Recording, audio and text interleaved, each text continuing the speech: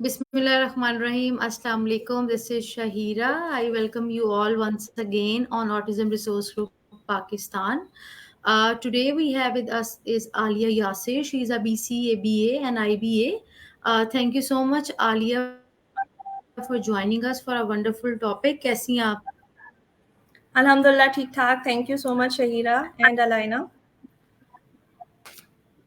No problem.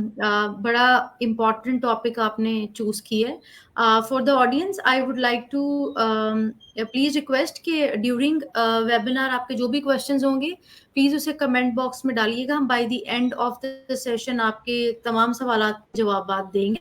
और आलिया, आप please अपना शुरू कीजिए.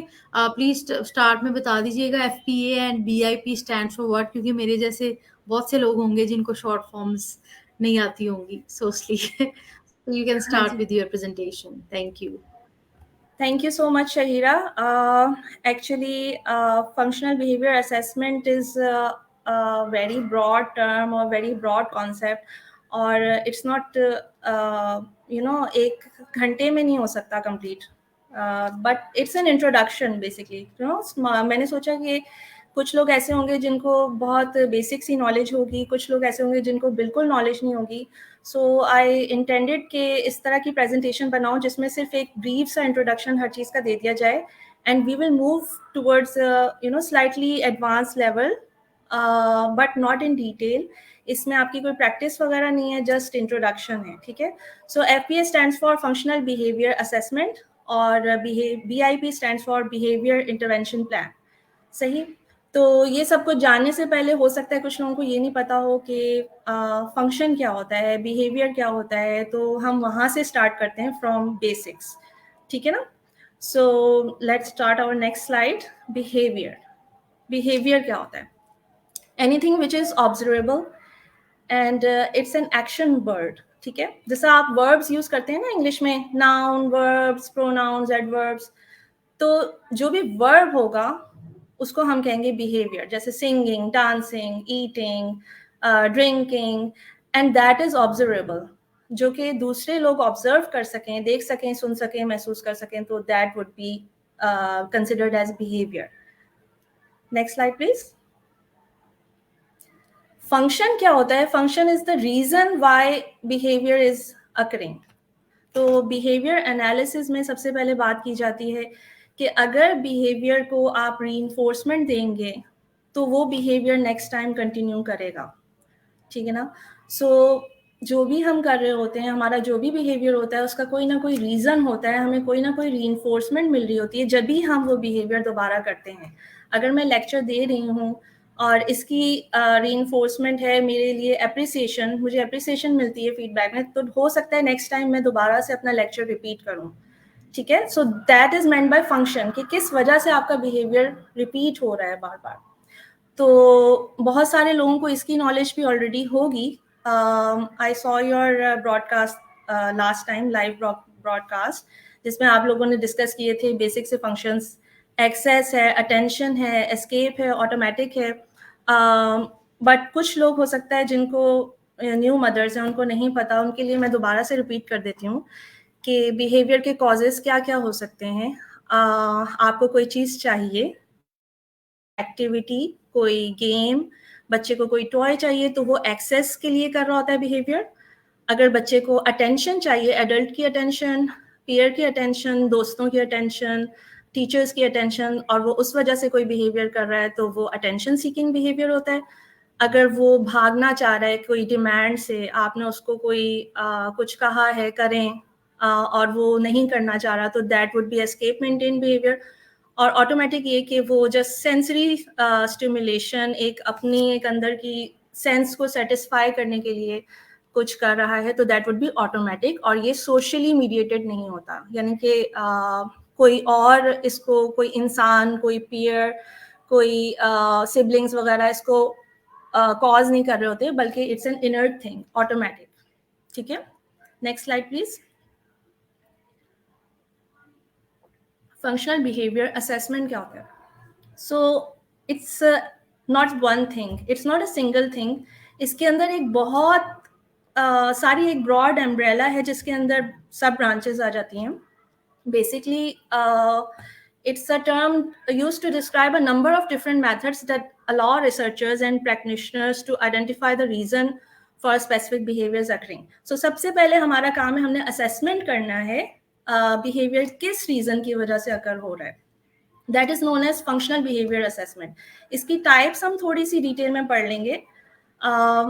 So basically reason आपके क्या हो सकते हैं, excess है, attention है, और ये भी हो सकता है कि मल्टीपल रीजन की वजह से एक बिहेवियर अकर हो रहा हो एक टाइम पे. ऐसा नहीं है कि सिर्फ अटेंशन के लिए, सिर्फ एस्केप के लिए हो रहा है, बल्कि समटाइम्स ऐसा होता है कि शुरू में आपने बिहेवियर कंट्रोल नहीं किया. फर्ज करें उसने एक अटेंशन की वजह से बच्चे ने बिहेवियर शुरू कर दिया एंड उसके बाद फिर उसको आपने टाइम पे कंट्रोल नहीं किया, तो वो और चीज़ों के लिए भी सेम बिहेवियर रिपीट करना शुरू कर देता है. फॉर एग्जाम्पल, जब उसको एस्केप चाहिए तब भी वो वही बिहेवियर शो करना शुरू कर देता है, ऑटोमेटिक भी वही बिहेवियर शो करना शुरू कर देता है.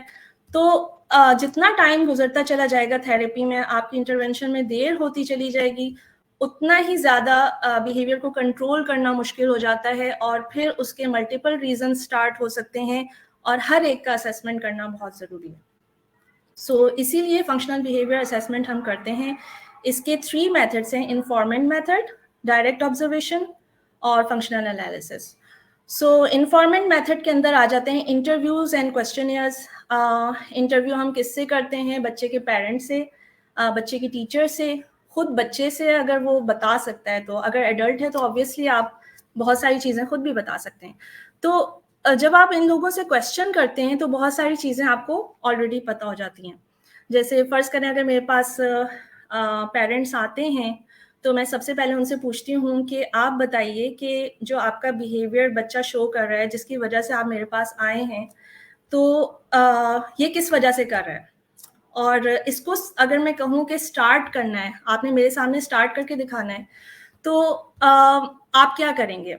तो फिर वो बता देते हैं कि हम बच्चे को जो है वो ऐसे कहें तो बच्चा ये बिहेवियर शो कर देता है, ठीक है ना, या हम कुछ भी ना करें, अकेला बैठा होता है तो वो बिहेवियर शो कर देता है. पेरेंट्स खुद बता देते हैं बहुत अच्छी तरह से. फिर मैं उनसे पूछती हूँ कि आप ऐसा क्या करेंगे कि बिहेवियर को स्टॉप किया जाए. तो तब भी पेरेंट मोस्ट प्रोबेबली बता देते हैं कि हम इसको टॉफी दे दें तो चुप हो जाता है, हम इसको प्यार कर लें, हक दे दें तो वो चुप हो जाता है. तो इसीलिए इंटरव्यू में हमारे पास एक ब्रीफ सा पता चल जाता है मेथड के, हमें पता चल जाता है कि ये यार मोस्ट प्रोबेबली ये बिहेवियर इस वजह से हो रहा है.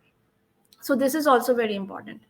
Then comes direct observation. Direct observation में ये कि आप बिहेवियर को ऑब्जर्व करते हैं. ABC एनालिसिस, इसके ऊपर आज हमारा पूरा फोकस होगा पूरी प्रेजेंटेशन का. And then comes functional analysis. Functional analysis में आप एक्सपेरिमेंटल कंडीशंस अप्लाई करते हैं अपने क्लिनिक में, अपनी लेबोरेटरी में, आप बच्चे के ऊपर, और उसको फॉर श्योर देखते हैं कि ये बिहेवियर इस रीज़न की वजह से हो रहा है. Functional analysis should not be done without supervision of a proper behaviour analyst, because एक बच्चे को, एक इंसान को मैनिपुलेट करना, it could be very dangerous. वो बिहेवियर हो सकता है बहुत वर्स हो जाए और फिर आपको नहीं पता कि आपको क्या करना है.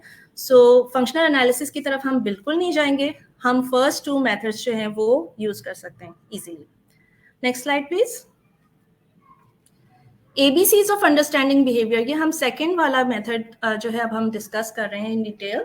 सो इसके अंदर आप ऑब्जर्वेशन कर रहे हैं. What is ABC? अब जो लोग बहुत इनिशियल लेवल से जिन लोगों ने स्टार्ट किया उनके लिए मैं रिपीट कर दूं. A stands for antecedent, B stands for behavior and C stands for consequence. Antecedent means, अच्छा यहाँ पे हम A से स्टार्ट नहीं करते. जैसे हमारी एक अल्फाबेट A से स्टार्ट होती है, हम कभी भी A से स्टार्ट नहीं करते, हम B से स्टार्ट करते हैं. B stands for behavior. So सबसे पहले आप देखेंगे कि बिहेवियर, कंसर्न बिहेवियर क्या है. फ्लैपिंग है, क्लैपिंग है, टेंट्रम है, एग्रेशन है, क्या बिहेवियर क्या है बेसिकली, ठीक है. तो हम वो बिहेवियर लिख देते हैं बीच में. ऑब्जर्वेबल बिहेवियर वो क्या है. अब ये कैसे लिखना है ये भी मैं आपको थोड़ा सा डिटेल में बता दूंगी अभी थोड़ी देर में. Then comes antecedent. What happens just before the behaviour. Behaviour कहाँ पे हुआ और बिहेवियर कब हो रहा है, ठीक है. जस्ट बिफोर द बिहेवियर, ये नहीं कि आप 1 घंटे पहले या 1 हफ्ते पहले की बात बता रहे हैं. immediately before the behavior, what caused the behavior. जिस तरह से एक लाइट का मैं प्लग दबाती हूँ, तो स्विच ऑन करती हूँ, तो मैं दबाती हूँ और वो लाइट ऑन हो जाती है, तो मैंने कुछ किया तो उसकी बेसिस पे लाइट ऑन हो गई. जस्ट बिफोर द बिहेवियर हुआ क्या, then as a result consequence, as a result क्या हुआ. So why the behaviour occurred, उसके आफ्टर क्या हुआ, आफ्टरवर्ड्स क्या हुआ. Next slide, please. So this is it. Start by defining the problem behavior. What the student is doing, you know, वो कर क्या रहा है, what. ठीक है. Then comes antecedent, trigger. When this happens, this behavior occurs. Antecedent हो गया. ठीक है. जब मैंने आपको कुछ कहा, आपने रोना शुरू कर दिया, तो मेरा कहना आपका एंटीसीडेंट होगा. ठीक है. व्हाट इज ट्रिगरिंग, इमीडिएटली जो ट्रिगर कर रहा है, दैट वुड बी एंटीसीडेंट. ठीक है. Then comes the consequence, and as a result आपके बिहेवियर हुआ, एज अ रिजल्ट आपको उससे क्या मिल रहा है या आप क्या रिमूव कर रहे हैं, that would be the consequence of the behaviour, या फिर जिसको कहते हैं फंक्शन, जो हमने थोड़ी देर पहले डिस्कस किया था. Next slide please. So behaviour के डिफाइन करने की बात हो रही है. बहुत सारे लोग कहते हैं हमारा बच्चा ऑफ टास्क रहता है, हमारा बच्चा डिस्ट्रप्टिव बिहेवियर शो कर रहा है. अब what do you mean by disruptive. आपने बोला कि मेरा बच्चा डिस्ट्रप्टिव है, तो दूसरे को क्या पता भाई डिस्ट्रप्टिव का मतलब क्या है. ठीक है. यहाँ पे जरूरी है कि आप बच्चे के जो बिहेवियर है उसको एग्जैक्टली वर्ड्स में डिफाइन करें, और इस तरह के वर्ड्स में डिफाइन करें कि दूसरे को समझ आ रहा हो. जिसने नहीं देखा उसे भी एक पिक्चर उसके जहन में बन रही हो कि अच्छा इनका मतलब ये है, और कोई कंफ्यूजन नहीं हो. ठीक है. सो डिस्ट्रप्टिव के अंदर क्या आ सकता है, talks when teacher is lecturing, you know, lecture मैं दे रही हूँ, बीच में कोई बोलना शुरू हो जाए, या फिर calling out in a loud voice, बहुत जोर जोर से आवाजें निकाल के और बदतमीजी करना, या फिर सिंगिंग कर रहा है, क्या कर रहा है. डिस्ट्रप्टिव में ये बहुत सारी चीजें हो सकती हैं. इसी तरह से ऑफ टास्क बिहेवियर, अब आपने बच्चे को काम, ये तो समझ आ रहा है कि शायद वो काम नहीं करता, लेकिन वो ऑफ टास्क में करता क्या है, पिक्चर ड्रॉ कर रहा है, कुछ और कर रहा है, उठ के घूम रहा है, कर क्या रहा है basically. Angry, what is the meaning of angry. Angry का क्या मतलब है, हॉस्टाइल होने का. तो angry could be throwing objects, या फिर फ्राउनिंग जस्ट लाइक दैट, या फिर kicking the chairs, you know. Angry way में वो क्या करता है, किसी को थप्पड़ मार देता है, करता क्या बेसिकली. इनअप्रोप्रिएट लैंग्वेज, इसमें क्या क्या आ सकता है, इसमें गालियां दे रहा है, इसमें बदतमीजी कर रहा है, कर क्या रहा है. अटेंशन प्रॉब्लम है, लोग कहते हैं अटेंशन प्रॉब्लम है मेरे बच्चे को. What do you mean by attention problem. इसमें हो सकता है कि आपकी बात नहीं सुन रहा, उसको यूं यूं कर रहा है, मतलब ड्रमिंग कर रहा है, या फिर इधर उधर देख रहा है क्लासरूम में. वो क्या मतलब है, मतलब आपका मतलब क्या है बेसिकली. नॉन कंप्लायंस का क्या मतलब है. नॉन कंप्लायंस का मतलब हो सकता है रिफ्यूजल टू डू वर्क. आपने उसको बोला कुछ करने को, वो नहीं कर रहा, या फिर वो कोशिश तो कर रहा है लेकिन वो इंस्ट्रक्शंस को फॉलो नहीं कर पा रहा. यू नो, नॉन कंप्लायंस से बेसिकली क्या मतलब है. इसी तरह से डिफाइंस हो गया, नो बोल रहा है आपको, या भाग रहा है उठ के, या बदतमीजी कर रहा है, या कोई चेयर वेयर गिरा रहा है. डिफाइंस में बहुत सारी चीजें इंक्लूडेड हो सकती हैं. ठीक है. Now next please. चलें, अब हमने बिहेवियर की बात कर ली. Next comes the antecedent. What is triggering the behaviour. ठीक है. When this happens, then this behaviour occurs. अब यहाँ पे बहुत माइक्रो लेवल पे जाने की बात होती है. It's not easy for everyone. इसके लिए थोड़ी सी प्रैक्टिस की जरूरत होती है. After practice you will do fine, but basically micro level पे जाने की बात होती है कि बिहेवियर से पहले what is occurring, you know, exactly पहले 1 second पहले, 1 minute, around 30 seconds पहले क्या हो रहा है. ठीक है.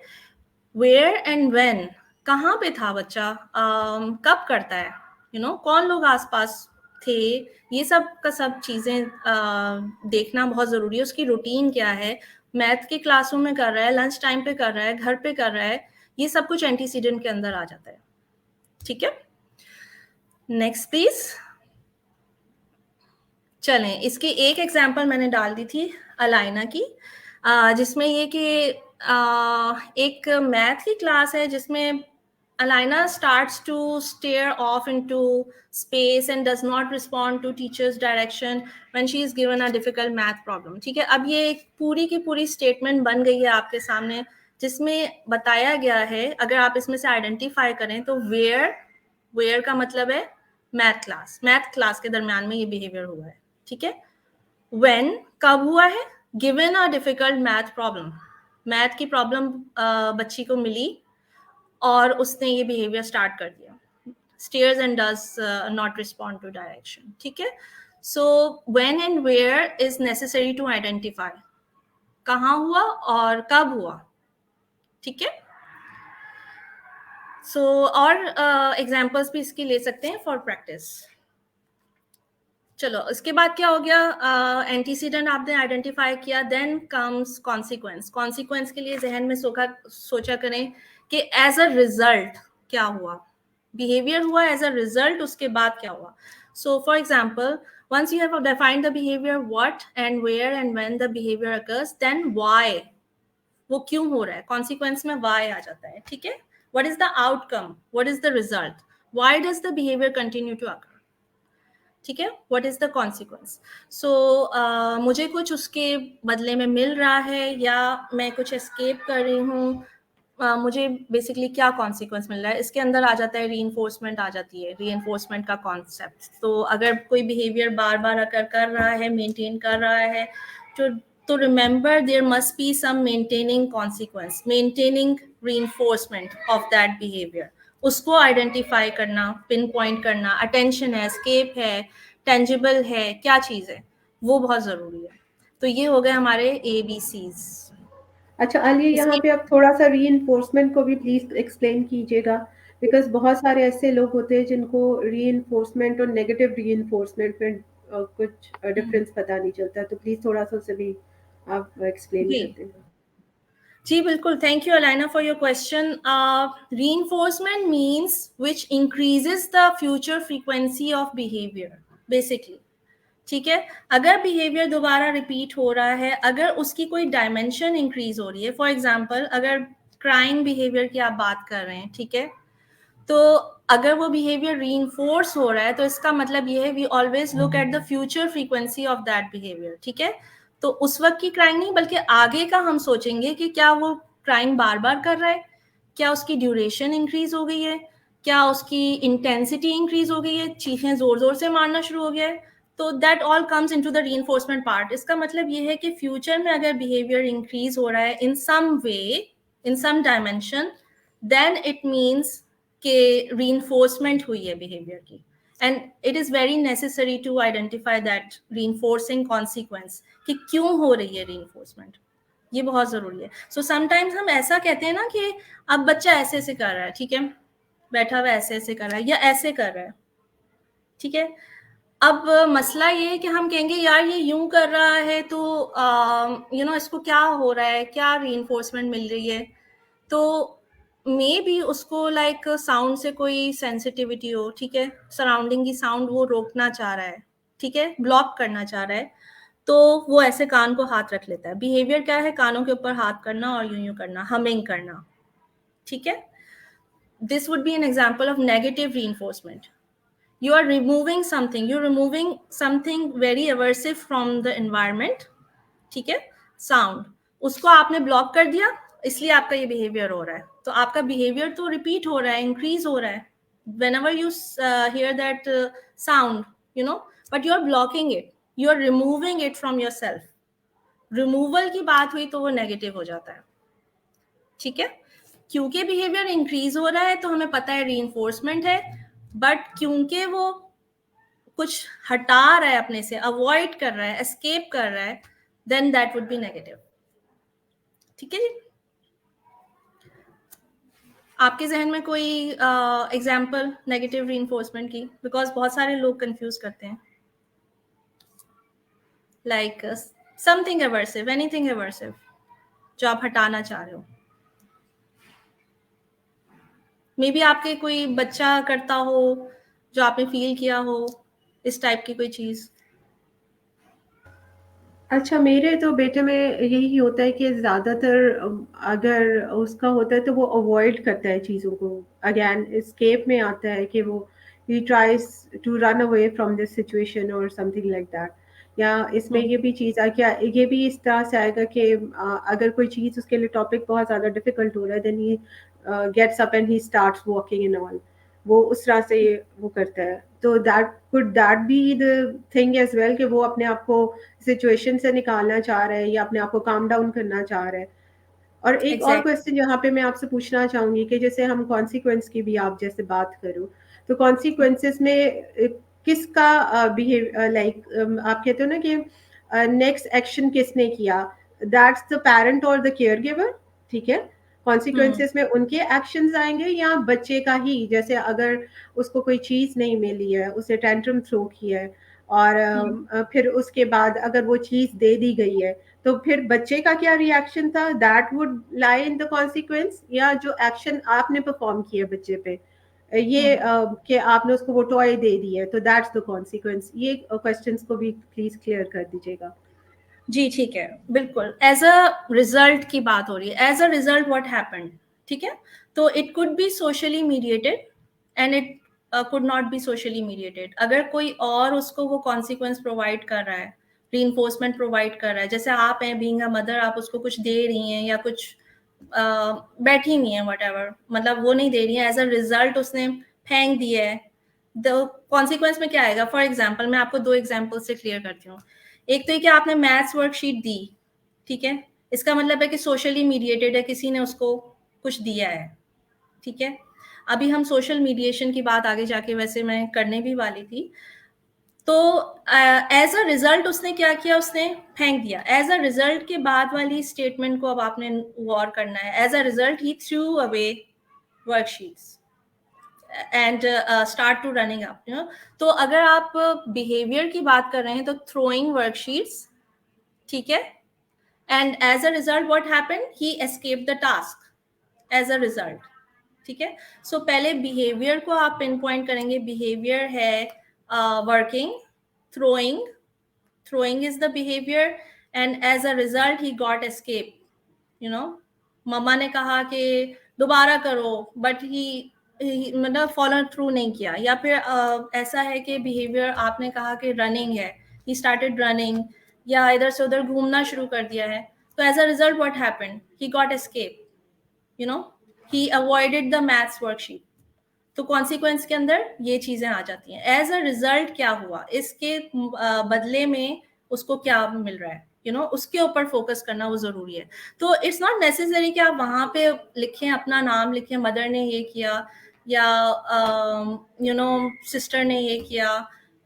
एज अ रिजल्ट बस क्या हो रहा है, simply as that, you know. तो आप स्टेटमेंट बना रहे होते हैं, तो जैसे आपके सामने एग्जाम्पल है, तो आप सबसे पहले बिहेवियर लिखेंगे। बिहेवियर है क्राइंग का, ठीक है, cries. When when asked to work by herself, आप खुद से काम करो, ठीक है, उसको बोला गया when asked to work by herself, she cries, as a result the teacher sits and reads with her। अब यहाँ पे टीचर का जिक्र आ रहा है, ठीक है। एज अ रिजल्ट क्या हुआ, टीचर ने बैठ के काम करना शुरू कर दिया, उसके साथ पढ़ना शुरू कर दिया, ठीक है। इसकी जगह पे कुछ और भी हो सकता है। As a result the teacher said go out of the room, ठीक है। या as a result mom started crying, या as a result she got up and you know the child got up and started roaming around, ठीक है। तो result में बहुत कुछ आ सकता है, that depends, that vary from situation to situation, कि किस सिचुएशन की आप बात कर रहे हैं। आपको माइक्रो एनालिसिस करना है, आपको सही से देखना है कि विदाउट इंटरवेंशन बीइंग अप्लाइड इस बिहेवियर का रिजल्ट क्या हो रहा है, इसको क्या मिल रहा है, ठीक है, क्या कॉन्सिक्वेंस मिल रहा है, आपके एक्शन के क्या कॉन्सिक्वेंसेस हैं, ठीक है। तो जिस तरह से आपके पास है Shahira cries during reading time and she is asked to work by herself, this results in the teacher sitting and reading with her. I hope that you know to somewhat it's clear. अगर आप कोई और example दो तो may be उसके अंदर से हम आइडेंटिफाई कर सकें, लाइक एग्जैक्टली पिन पॉइंट करना अगर आप चाह रहे हैं, ठीक है। बेसिकली आलिया नेगेटिव रेनफोर्समेंट का मतलब तो ये होता है ना, जब आप किसी चीज को, किसी नेगेटिव आउटकम या स्टिमुलाई को उस सिचुएशन से रिमूव कर देते हैं, just to encourage child certain behaviour. I know ये थोड़ी सी डिफिकल्ट टर्मिनोलॉजी है ऑनेस्टली। जब मैं पढ़ी थी और मैं स्टूडेंट थी, I am talking about my MSc days, तो नेगेटिव री और पॉजिटिव री को पढ़ने में बहुत खवारी होती थी और बहुत देर बाद समझ में आती है बात। सो जी अभी जो क्वेश्चंस आ रहे हैं ना कि सही क्लियर नहीं हुआ, ये आपको क्लियर होगा एग्जांपल्स के साथ। एग्जैक्टली इस तरह नहीं होता ये, लाइक यू और can not just absorb the definition. Easy words में अगर कहा जाए तो नेगेटिव रीइंफोर्समेंट ये होगी कि अगर बच्चे को किसी भी सिचुएशन में कोई चीज एक ऐसी है disturb कर रही है, तो उस डिस्टर्बेंस कॉज करने वाली प्रॉब्लम को आपने हटा देना उसकी लाइफ से, ताकि नेक्स्ट टाइम एग्जैक्टली हो। ठीक है, मेरे ख्याल से नेगेटिव, पेरेंट्स इसको ज्यादा हाँ बिल्कुल इजीली नेगेटिव का मतलब होता है कि कोई एक चीज, जैसे दो चीजें हैं, तो नेगेटिव मैं एक चीज को निकाल रही हूँ ताकि इसको मैं कर सकूं इनकरेज। इस ये है, सबसे सिंपल ये है। ओके ठीक है। एग्जैक्टली और तो इसी तरह से या जी मैं जी I can read a question from a Facebook user कि as a result the teacher took away, बस यहाँ तक आप स्टॉप कर दें, ठीक है। अनदर टास्क जब उसने दिया तो उसके बाद दूसरा बिहेवियर क्या हुआ, अब ये आपकी नेक्स्ट एंट्री के अंदर आएगा, ठीक है। सो आप कंफ्यूज ना करें अपने आप को, इमीडिएटली आफ्टर क्या हुआ बस वहां तक रखें महदूद, ठीक है। अगर एज अ रिजल्ट टीचर ने टास्क को हटा दिया, बस दैट्स इट, इसके बाद आप स्टॉप कर दें। और नेक्स्ट टास्क की अगर बात हो रही है तो आप एक और एंट्री करेंगे, that would be antecedent for another behaviour, ठीक है जी। तो always remember, A B C को आप एक दफा फिल नहीं करते हैं कि बस यहाँ पे खत्म हो गया है। ए बी सी के अंदर एक बंच ऑफ ऑब्जर्वेशंस आती है, यानी कि एक ही बिहेवियर कब कब हो रहा है, ड्यूरिंग द होल डे, या ड्यूरिंग द होल क्लास, या during the whole 1 hour, whatever. अगर आपके पास थेरेपी सेशन के लिए आ रहे हैं तो आप उसको बार बार एंटर करते हैं, एटलीस्ट 4 to 5 आपके पास ऑब्जर्वेशंस हों, तब कहीं जाके आप कंफर्म कर पाते हैं कंटिन्यूस फॉर्म में कि ये बिहेवियर, इसका रीजन क्या हो सकता है, ठीक है जी। तो इमीडिएटली आफ्टर क्या हो रहा है बस यहाँ तक अपने आप को रोक दें, इससे आगे कंफ्यूज हो जाएंगे। आई अच्छा, होप तमाम ऐसे पेरेंट्स जिनके क्वेश्चंस ऐसे ना अपने चाइल्ड सेंटर्ड है, इंशाल्लाह वो सेशन के जब ये कंप्लीट हो जाती है प्रेजेंटेशन तो we will take those questions at the end. बिल्कुल जी आप कंटिन्यू करें आलिया प्लीज। जी। तो नेक्स्ट स्लाइड आई थिंक ले लेते हैं जी। अब ये यहाँ पे जरा आप गौर करिएगा, एक प्रॉब्लम बिहेवियर है, हमने 4 की बात की थी, अब हम उसको भी 2 ब्रॉड टर्म्स में डिवाइड कर लेते हैं, ठीक है। अब आप और ज्यादा अपने आप को, एक माइंड को रिलैक्स कर लें, सिर्फ 2 हैं, 4 नहीं है, ठीक है। He is obtaining something, getting something, and he is escaping from something, avoiding something, that's it, ठीक है। आपको अपने बिहेवियर से या तो कुछ मिल रहा है या आप कुछ अवॉइड कर रहे हो, बस ये 2 चीजें आपने देखनी होती हैं। अब आगे से इसकी सब कैटेगरीज आ जाती हैं। फॉर एग्जाम्पल, अगर आप ऑब्टेन कर रहे हैं तो ऑब्टेन क्या कर रहे हैं, सेंसरी स्टिमुलेशन है। फॉर एग्जाम्पल, मुझे स्मेल्स बहुत पसंद है, आई रियली लाइक, तो मैं सूंघना शुरू कर देती हूँ, मेरा बिहेवियर सेंसरी होता है, यू नो। या फिर सोशल है, मदर आपको कुछ दे रही हैं, आपकी फ्रेंड आपको कुछ दे रही हैं, ठीक है। या फिर टेंजिबल है, इसकी जो ब्रांचेस बनी हुई है ना, ऑब्टेन के नीचे फिर सेंसरी आ गया, सोशल आ गया, टेंजिबल आ गया, ये सारे इसके साथ कनेक्टेड हैं, ठीक है। देन कम्स एस्केप जिसकी नेगेटिव रीइंफोर्समेंट की बात की गई थी ना, एस्केप के अंदर आ जाता है सेंसरी स्टिमुलेशन, जैसे अभी मैंने आपको एग्जांपल दी थी वॉइसेस की, आपको वॉइस कोई बहुत बुरी लग रही है, हॉर्न्स बुरे लग रहे हैं, तो आपने अपने कान बंद कर लिया, हमिंग शुरू कर दी, ठीक है। तो you are avoiding but sensory sense में, ठीक है। कोई सेंसरी स्टिमुलेशन को आप, जो आपको बुरी लग रही है, आप उसको अवॉइड कर रहे हैं।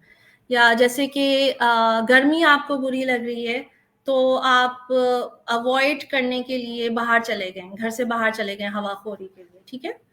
Then comes social. अब रिमेंबर कि सोशल नहीं था, सेंसरी वाला सोशल नहीं था, सोशली मीडिएटेड नहीं था, वो आप अपने अकेले को ही कर रहे होते हैं सेटिस्फाई। फिर इसके अंदर सोशल आ जाता है, सोशल एस्केप। आपको याद होगा, अब मुझे तो अपनी मैथ्स टीचर, अल्लाह उनका भला करे, मतलब बहुत बुरी लगती थी। बट सोशल में इन अ सेंस कि कोई बंदा आपको बुरा लग रहा है, आप उसको अवॉइड कर रहे हैं। कोई हमारे बच्चे बेचारे जो हैं वो बहुत होते हैं, बुलिंग होती है, तो आप एज अ रिजल्ट आप उस बुली को देखते ही दूर से खिसक लेते हैं, आप एस्केप करने लगते हैं, या फिर आप किसी इंसान को आते हुए देख के बेसिकली आप उसको अवॉइड करने की कोशिश करते हैं, मिलना मिलाना अवॉइड करते हैं। Then comes tangible activity. आप कोई चीज लाइक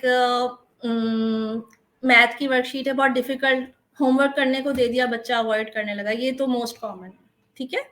सो इस तरह से ये ब्रांचिंग हो रही है रीजंस की। देन कम्स, अब सोशल के अंदर क्या हो गया, एडल्ट हो सकता है, पीयर हो सकता है। तो आई होप थोड़ी सी पिक्चर बनना शुरू हो गई होगी अबाउट फंक्शन ऑफ बिहेवियर। ठीक है, यहां तक एनी कंफ्यूजन? Let's continue. जी जी, अब मेरी समरी आ गई जी। साइंस हो गया, ड्यूरिंग साइंस एंटीसीडेंट क्या था। अब इसकी देखें, यहाँ पे क्योंकि सिर्फ एक हमारे पास 1 घंटा है, तो इसलिए सिर्फ मैंने एग्जांपल्स लिख दी हैं, बट एग्जांपल्स होती हैं हमेशा डिस्कशन के थ्रू, हमेशा आप अपने क्वेश्चंस लेके आए। इस केस में क्या होगा, इसमें तो एक प्रॉपर ट्रेनिंग होती है, एक प्रॉपर उसकी एक्सरसाइज होती है, उसके बाद क्लियर कहीं जाके होता है। आप माइक्रो लेवल पे देखना शुरू करते हैं। तो मैंने एक आध एग्जाम्पल डाल दी थी सो दैट कुछ हद तक एक कॉन्सेप्ट क्लियर होना शुरू हो जाए। रूटीन क्या है, साइंस क्लास, ठीक है, कहाँ पे हो रहा है ये जरूरी है, साइंस की क्लास में। एंटीसीडेंट क्या है, ask to work with a partner, आप अपने दोस्त के साथ काम करें। बिहेवियर, ऑब्वियसली सबसे पहले आप बिहेवियर लिखेंगे। Tears, assignments and stomps feet. As a result क्या हुआ, send to his desk to complete the assignment. ठीक है, तो यहाँ पे अब आपने ये स्टेटमेंट जब लिख ली, send to his desk to complete the assignment, then what happens, function of the behaviour is to get, avoid, getting है या अवॉइडिंग है, अवॉइडिंग है। he wants to avoid working with a partner, ठीक है, avoiding working with a partner is the payoff of the behavior। ठीक है, कुछ clear होना शुरू हुआ? ओके, आई थिंक ये एक और क्वेश्चन कमेंट है पेरेंट का, negative reinforcement is adding something undesirable. removing something removing or adding. because that would be negative punishment, right? How do you know it's punishment? यहाँ पे इन्होंने यही बात है कि आगे का नहीं बताया कि did the behaviour repeat, you know, in future क्या हुआ बिहेवियर के साथ। पनिशमेंट जब होगी जब बिहेवियर रिड्यूस हुआ या नहीं हुआ, ठीक है। अगर बिहेवियर फिर भी रिपीट हो रहा है तो that would B actually punishment, reinforcement. तो बेसिकली आप रेपिटिशन को देखते हैं, बिहेवियर नेक्स्ट टाइम रिपीट हुआ या नहीं, ठीक है, then it is reinforcement. Next time, जैसे कि मैंने स्टार्टिंग में बताया था, उसकी कोई ना कोई डायमेंशन इंक्रीज हुई है, उसका मैग्नीट्यूड, उसकी इंटेंसिटी, उसकी लेंथ, उसकी रेपिटिशन, बिहेवियर इंक्रीज हुआ है, तो देन वी से देन इट इज रीइंफोर्समेंट। अभी आप ये नहीं सोचें कि उसने अवॉइड किया या गेट किया, वट एवर। रीइंफोर्समेंट का मतलब ये कि behaviour is repeating itself, increasing itself, ठीक है।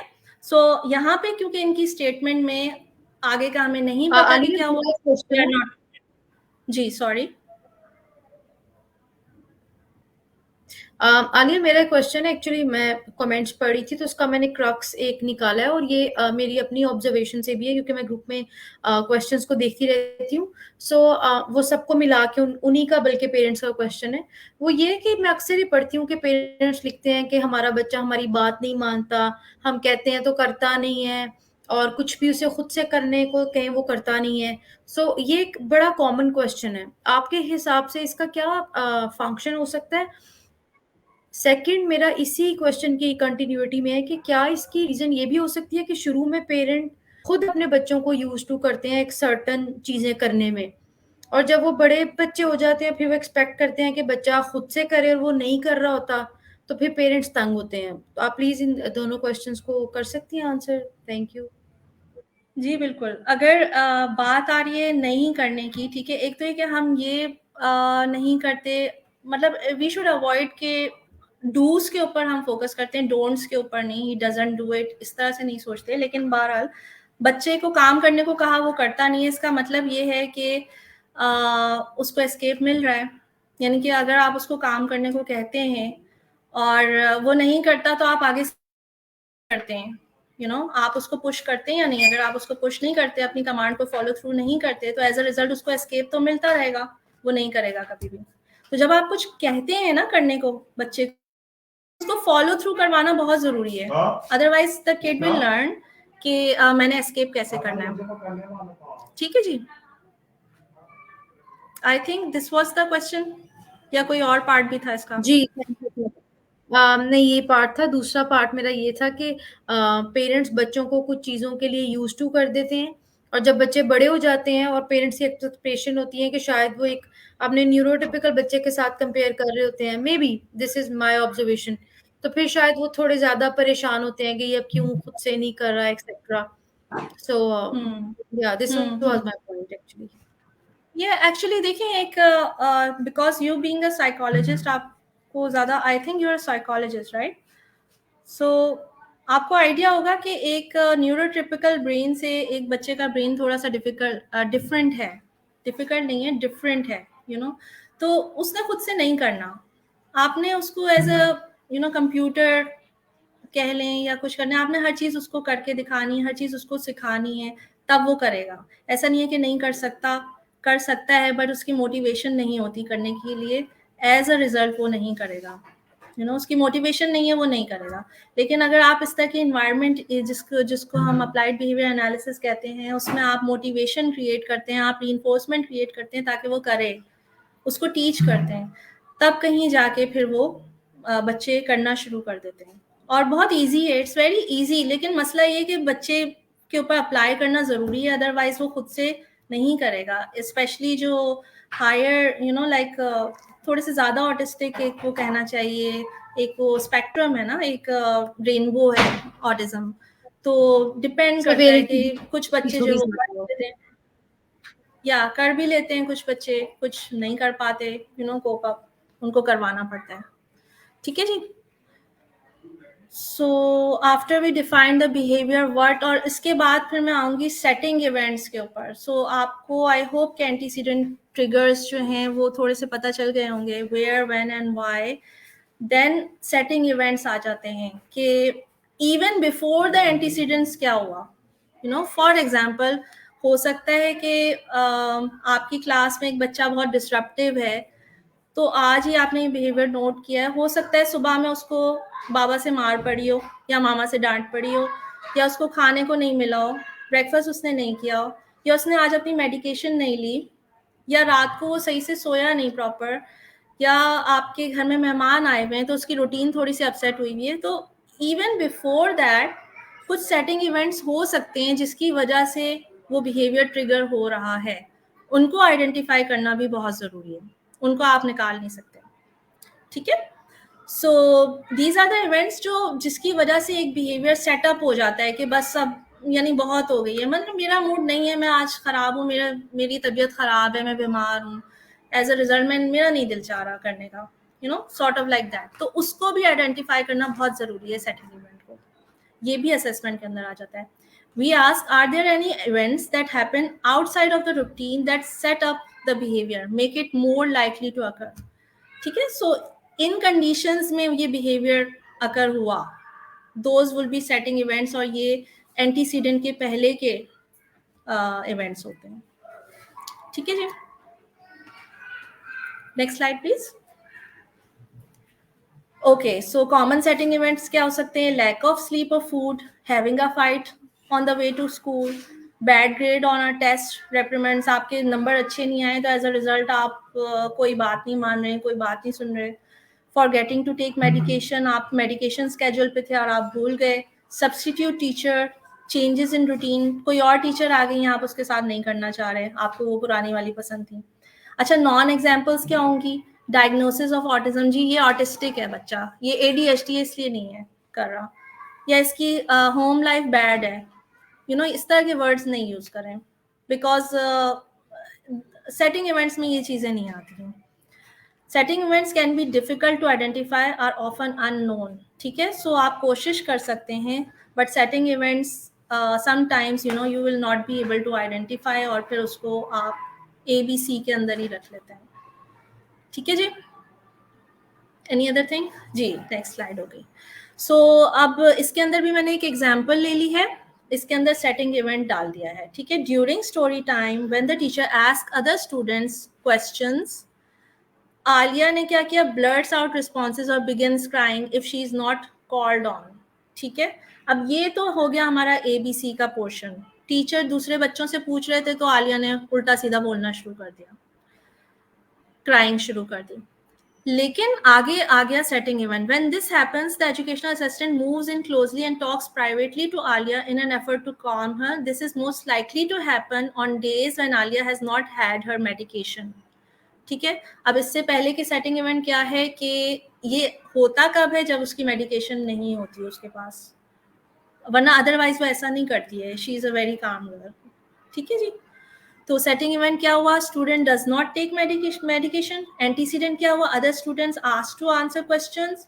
बिहेवियर क्या हुआ, blurts out responses, cries. And consequence क्या हुआ, EA talks privately with the student. Function क्या है, अडल्ट अटेंशन. तो वही ABC है, लेकिन इसके अंदर सेटिंग इवेंट भी आ गया है कि कुछ इवेंट्स के अंदर ये बिहेवियर ट्रिगर हो रहा है, अदरवाइज नहीं हो रहा. ठीक है जी. अच्छा, ये मैंने ABC ट्रैकर एक थोड़ा सा कम्प्लेक्स सा डाल दिया था. It's not that complex. मतलब जब आप फिल आउट कर रहे होते हैं तो मेक श्योर अब इसमें एंटीसीडेंट, बिहेवियर, कॉन्सिक्वेंस, डेट वगैरह आ जाती है. अब फिल आउट कर रहे हैं तो make sure you use objective terms. मतलब इस तरह की कोई भी आपने टर्म यूज नहीं करनी है कि जिसका मीनिंग आपको क्लियरली समझ में ना आ रहा हो. आपने एग्रेसिव हो गया, टेंट्रम हो गया, इस तरह की, या ही इज थिंकिंग हो गया, what he is thinking, what is thinking. आपने ऑब्जर्वेबल और मेजरेबल टर्म्स यूज करनी है, ऑब्जेक्टिव टर्म्स यूज करनी है, सब्जेक्टिव कुछ भी नहीं हो. तो ये भी आपको बहुत मेहनत से और बहुत बार बार की प्रैक्टिस से और चेकिंग से आता है. मेक श्योर कि जब भी आप अपनी ऑब्जर्वेशन लिख रहे हैं तो वो टू द पॉइंट हो, शॉर्टेस्ट वे में पॉसिबल हो. जितना लंबा होगा उतनी ज़्यादा आप मिस्टेक करेंगे. ठीक है. सो टू द पॉइंट, शॉर्ट. अगर बिहेवियर है तो बिहेवियर क्या है, एंटीसीडेंट क्या है, कॉन्सिक्वेंस क्या है, बस दैट्स इट. और आगे ये बड़ी अच्छी चीज आपने बताई है. समटाइम्स यूजुअली मैं भी ये करती हूँ. हम पेरेंट को कहते हैं कि प्लीज ABC चार्ट घर से फिल करके लाएं. तो उसके जो सर्टेन बिहेवियर्स जो घर पे हैं वो, ताकि एक पिक्चर हमें क्लियर हो. तो जो पेरेंट्स सुन रहे हैं उनके लिए बहुत फायदेमंद चीज़ है कि अगर आप किसी थेरेपिस्ट से अपॉइंटमेंट ले रहे हैं और आपको इस चीज़ की अगर समझ आ जाएगी जो Aliya is trying her best to explain in a best possible way, तो आप ABC चार्ट ऑलरेडी घर से बना के लेके जाएं, ताकि थेरेपिस्ट को भी एक क्लियर पिक्चर हो और आपको भी समझ आए आहिस्ता आहिस्ता कि फंक्शन क्या चल रहा है बिहेवियर का. So it's a very good thing. Exactly, बिल्कुल. स्पेशली हमारे मुल्क में क्योंकि ABA उस तरह से अप्लाई नहीं हो रही है. वंस पर वीक और ट्वाइस पर वीक ही तो आप विजिट के लिए जाते हैं थेरेपिस्ट के पास. अदरवाइज US वगैरह में सब कुछ वो RBTs और IBTs और बिहेवियर थेरेपिस्ट देख रहे होते हैं. 4 आवर्स पर डे उसके पास बच्चा होता है, वो ये सब काम खुद ही कर रहे होते हैं. अब यहाँ पे पेरेंट की रिस्पॉन्सिबिलिटी आ जाती है और पेरेंट ट्रेनिंग की बात आ जाती है कि अगर वंस पर वीक और ट्वाइस पर वीक आप आ रहे हैं तो आपकी ट्रेनिंग होना बहुत ज़रूरी है कि आप घर पे किस तरह से ये चीज़ें फिल आउट कर सकते हैं, and as a behaviour therapist आप घर पे कैसे काम कर सकते हैं. So this is all part of your training. As a parent, being a parent, it's your responsibility कि आप बाकी के आवर्स जो हैं वो घर में कंप्लीट करें और बच्चे के ऊपर काम करें सही मानो. ठीक है जी. Now comes the behaviour intervention plan. अब आपने क्या करना है, this is the most important thing. ABC की हद तक जो है वो बहुत कुछ सिखाया जा चुका है, बट BIP ना तो कोई आपको बना के देता है, ना आपको कोई सिखाता है कि कैसे बनाना है. तो मैंने ये थोड़ा सा एक ईजी वे में डालने की कोशिश की है, सो दैट पेरेंट्स जो हैं वो अपने लिए बिहेवियर इंटरवेंशन प्लान घर में डेवलप कर सकें. ठीक है. BIP के अंदर क्या होता है, एक तो ये कि स्ट्रैटेजीज तो लिखते ही हैं कि आपने बिहेवियर को कैसे इंटरवीन करना है. इसके साथ साथ डाटा कलेक्शन का कोई मेथड हो सकता है, नाम तो ऑब्वियसली होता है बच्चे का, डेट होती है, फिर उसके बाद जो है वो स्ट्रेटजीज आ जाती हैं, डाटा कलेक्शन आ जाता है, ये सारी की सारी चीज़ें बीआईपी के अंदर होती हैं, बिहेवियर इंटरवेंशन प्लान के अंदर। इसको डेवलप कैसे करना है ये हम आज देख लेते हैं। So BIP refers to the development of behavior change strategies that are based on the data gathered during the FPA and that are directly linked to the function of the behavior. So अभी तक जो आपने FPA बनाने का तरीका देखा है उसी को हम BIP में कन्वर्ट करने का तरीका देखेंगे, ठीक है। Next slide. ये मैंने एक पिक्चर डाल दी थी बिहेवियर इंटरवेंशन प्लान की। इसके अंदर ये हेडिंग्स की तरह का स्ट्रेटजीज के अंदर लिखा हुआ है, सब कुछ हेडिंग्स के अंदर है, बट ज़रूरी नहीं है कि यही वाला एक सेटअप हो। इसके मुख्तलिफ तरीके हो सकते हैं बनाने के, टैबुलर फॉर्म में भी हो सकता है, टेबल्स की फॉर्म में आप लिखते हैं, विच इज़ द ईजीएस्ट वे और समझ में भी आ रहा होता है। सो इतना कॉम्प्लिकेटेड से कंफ्यूज होने की ज़रूरत नहीं है, आप ईजी सा एक BIP अपने घर में बनाना सीख सकते हैं। Next please.